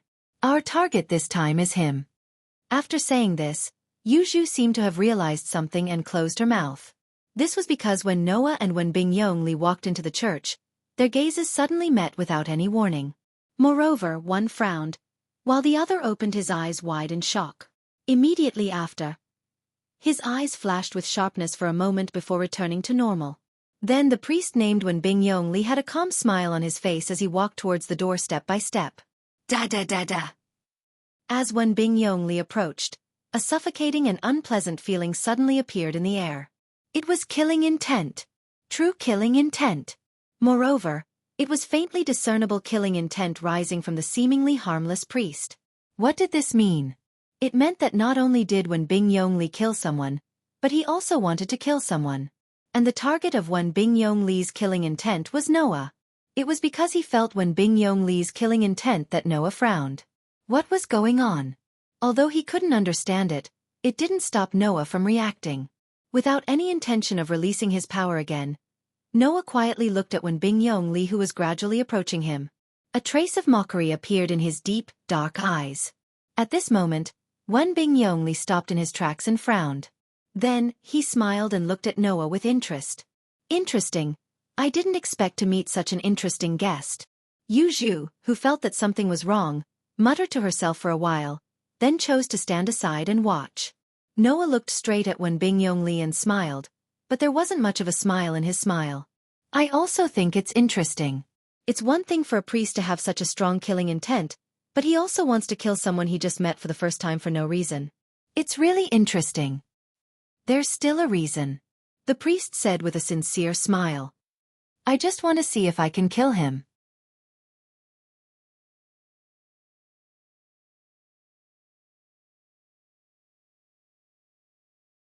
Chapter 308.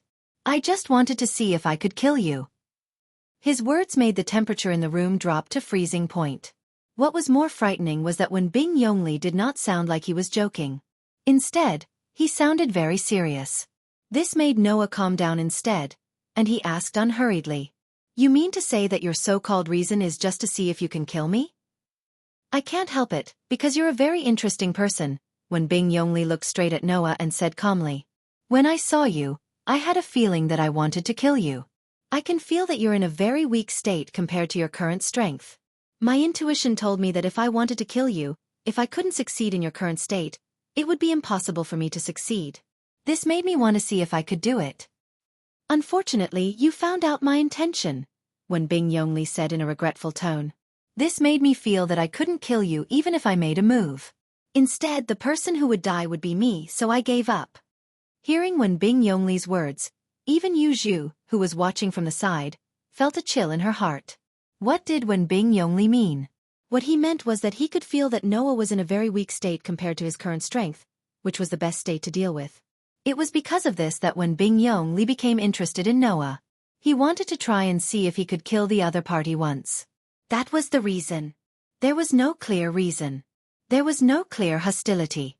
There was no reason for him to do so, nor was there any reason for him to do so. However, Wen Bingyongli wanted to have a try, so he wanted to hurt Noah. Moreover, he wanted to kill Noah. This person was simply a lunatic. Noah's eyes started to turn cold. In other words, if I also want to try and see if I can kill you, then I can do it, right? Then please allow me to beg for mercy, Wen Bingyongli shrugged and said in a half-joking and half-serious tone. Although this is not something worth mentioning for a priest, I have an extraordinary sensitivity to killing. I can feel that you're the best person to kill, and I can also feel that I can't kill you. Naturally, I can also feel that if you want to kill me, I won't be able to live. As he said this, Wen Bingyongli raised his hands as if he was surrendering, indicating that he would not resist. He sincerely wanted to beg for mercy so that Noah could not find an excuse to fight back. Then, Noah glanced at Wen Bingyongli. "You're really not an ordinary kind of hateful guy." "Really?" Wen Bingyongli laughed bitterly. "This is the first time someone has said that to me. Yu Zhu, you talk to him yourself." Noah turned around and walked out of the church without looking back. "I'll wait for you outside." Yu Zhu did not nod or shake her head. After Noah walked out, she opened her red lips and started to talk with Wen Bingyongli. After walking out of the church, Noah came to the side of the gate. He leaned against the wall and rubbed his forehead as if he had a headache. The people in the church were really indescribable. Zhou Se Weijia, who had a sensing ability similar to Noah's. Wen Bingyongli, who did not have any restrictions on killing. Although the two of them should not be able to compare to Noah in terms of strength, it also proved that the world was big and there were all kinds of strange things and that all kinds of people existed. At least, The memories obtained from Gaia and Alea told Noah. In this world, Noah was not the only special one. With Jose Wajia, who had a sensing ability similar to Noah's, it was possible for another existence with 3 special constitutions like Noah to appear at any time. Life forms that were even more special than fantasy breeds existed. Therefore, in this world, compared to those truly special existences, Noah was not that special.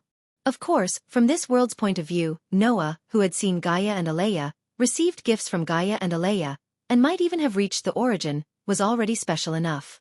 Then, Noah began to consider the matter of the golden wolf. Noah only had one goal in coming to this world, the world fragment. Therefore, the fantasy breed that had the world fragment in its body and seemed to be affected by the world fragment had to be found. Although he did not know why a magician could control a fantasy breed with a world fragment in its body, the other party should still be in Sanayo City. As long as it was in Sanayo City, the matter would not be troublesome. What Noah was most afraid of was that the other party would directly escape with the golden wolf. If that happened, he would not know when he would be able to find the world fragment. In addition, the golden wolf had strength comparable to Noah. This time, there might be a tough battle to fight. Gag. Just as Noah was thinking about what to do next, the sound of the church's metal door opening and closing was heard. Yuzhu walked out of the church.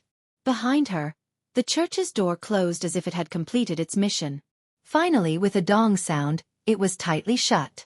Looking at Yuzhu's doll-like pretty face that lacked emotion, Noah spread his hands. Was the negotiation successful? It's not considered a negotiation. Yuzhu shook her head gently. The church doesn't want the battle between magicians to affect ordinary people. So Father Yongli will be responsible for suppressing the various effects of your battle with the fantasy breed. After saying that, Yuzhu glanced at Noah. Next, I hope you can tell me what happened. Hearing this, Noah looked at Yuzhu's expressionless face and could not help but sigh in his heart. Strictly speaking, Yuzhu had come to the church this time entirely to help Noah deal with the aftermath. After all, Noah was the one who had fought with the golden wolf. The person who had caused such a huge commotion and could possibly cause a commotion was also Noah. Although Yuzhu was the manager of Sanayo City's spirit vein and a magician, it was natural for her to abide by the duty of concealing the traces of magic. Thus, she took great pains to help Noah deal with the aftermath. However, help was help.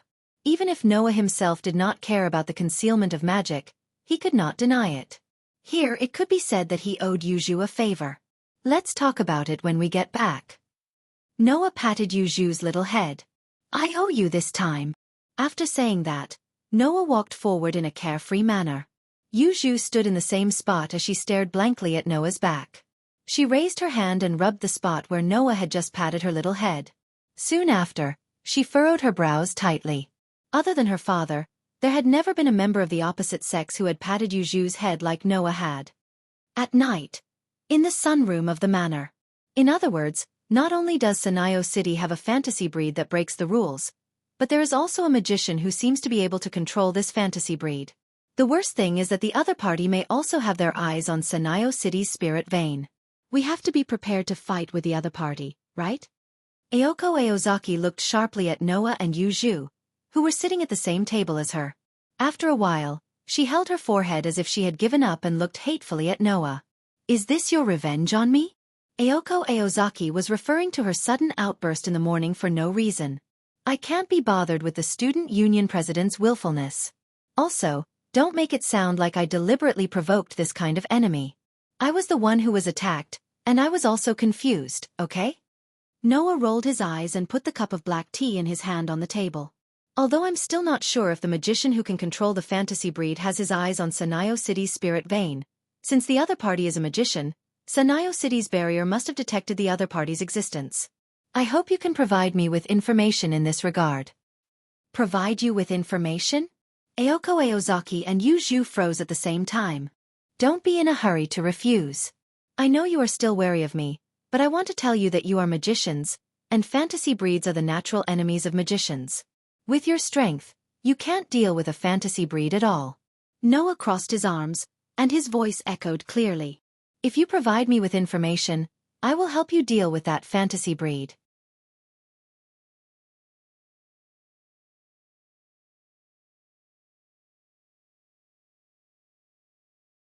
Chapter 309. In the sunroom, Ayoko Aozaki and Yuju stared at Noah in a daze, unable to react for a moment. This was because there were two key points in Noah's words. The first was that Noah had promised to deal with fantasy breeds. They were fantasy breeds, the ultimate mystery that only existed in fantasy and legends. Disregarding the magic principle of, the mystery will be defeated by an even more powerful mystery, fantasy breeds were also extremely powerful existences. Otherwise, how could they only exist in fantasy and legends? At the very least, Ayoko Aozaki and Yuju did not think that humans could deal with such monsters. Even if they were mages who could use magic to deal with them, they believed that there was a high chance that they would fail. Of course, Ayoko Aozaki and Yuju did not know that the Golden Wolf's power had already surpassed that of ordinary fantasy breeds under the inexplicable influence of the world fragment. It might even exceed the category of fantasy breeds. Otherwise, they would be even more desperate. Ayoko Aozaki and Yuju could not ignore the other key point in Noah's words. You're magicians? Ayoko Aozaki raised her eyebrows. What do you mean? Are you saying that you're not a magician? Yuju also recalled the night when she first met Noah and fought with him. At that time, Noah also denied that he was a magician. Could it be that Noah is really not a magician? With this thought in mind, Yuju suddenly realized that apart from the magic power flowing in his body, Noah had not used magic even once. On the night of the attack by the man with the fissure, Noah had used a power that could shatter the other party's bones. However, Yuju could not be sure whether it was magic or not. As for why Noah had magic power in his body, that was even easier to explain. In this world, magicians were not the only ones who could create magic power. In fact, magic power was life force. As long as there was a way to convert it, then anyone could convert life force into magic power. It was just a matter of how much one could convert. Under such circumstances, Noah sighed. You guys really like to think that what you think is the truth. In the beginning, you took me as a foreign magician who wanted to seize the spirit vein in Sanyi City without permission. Now, you take me as a magician without permission. I have never once said that I am a magician. Are you really not a magician? Ayoko couldn't help but ask. Then what are you? Noah shrugged his shoulders and did not answer the question. Instead, he turned to look at Yuju, who was staring at him, and asked in return. Yuju, did you see the scene where I fought with the Golden Wolf today? Yuju couldn't help but recall the scene where it was as if a volcano had erupted. She nodded. I only exchanged a single blow with that Golden Wolf, but it was a draw. This should be enough to prove that I have the ability to deal with it, Noah said calmly. In addition, I also have Avalon. Do you guys still doubt that I can't deal with that Golden Wolf? After Noah said this, Ayoko and Yuju finally remembered this matter. That was right. Even if the fantasy breed was considered a foul, the Avalon was also an extremely foul existence. Avalon was able to exclude all physical obstacles. Even in the face of magic, it would still be able to protect Noah from it. This way, even if the opponent was a fantasy breed, Noah would not have any problems. Moreover, Avalon also had a healing function. No matter how much damage Noah suffered, as long as there was enough magic power, Avalon would continuously provide healing and let Noah recover to his original state. Therefore, Avalon could be called a mobile stronghold. That was why Avalon was known as the strongest guardian. With Avalon, even if Noah could not defeat a fantasy breed, he could put himself in an invincible position. After understanding this, Ayoko and Yuju looked at each other. Yuju. Ayoko's expression was full of seriousness. What do you think? Yuju muttered to herself. After a while, she raised her eyes and looked at Noah. Why do you want to help us? This was Yuju's only question. Logically speaking, Noah should have no reason to help. Unless Noah had his own reasons. There's nothing to hide. Noah tapped the table in front of him with his fingers and then sighed slightly. Didn't I say before that I stayed in Mayo City because there was something I wanted to find? Upon hearing this, Ayoko and Yuju immediately understood what was going on. Just as you guessed, the thing I want to find is on that fantasy breed. Noah curled his lips and smiled. We have the same goal, so there's a need for us to cooperate, right? You're wrong. Ayoko glanced at Noah. We haven't confirmed that the other party will attack Mayo City's spirit vein. Perhaps they are like you. You have your eyes on them and they have their eyes on you. Otherwise, why would they attack you? If the other party has no intention of attacking Mayo City's spirit vein, then there's no need for us to help you, Yuju said faintly. Similarly, there's no need to provide you with information. Oh. Noah silently curled up the corner of his mouth.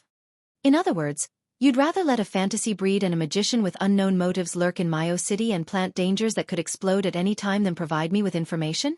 Ayoko and Yuju raised their eyebrows at the same time and remained silent. For you, investigating the other party's location is just a piece of cake, and there are no disadvantages.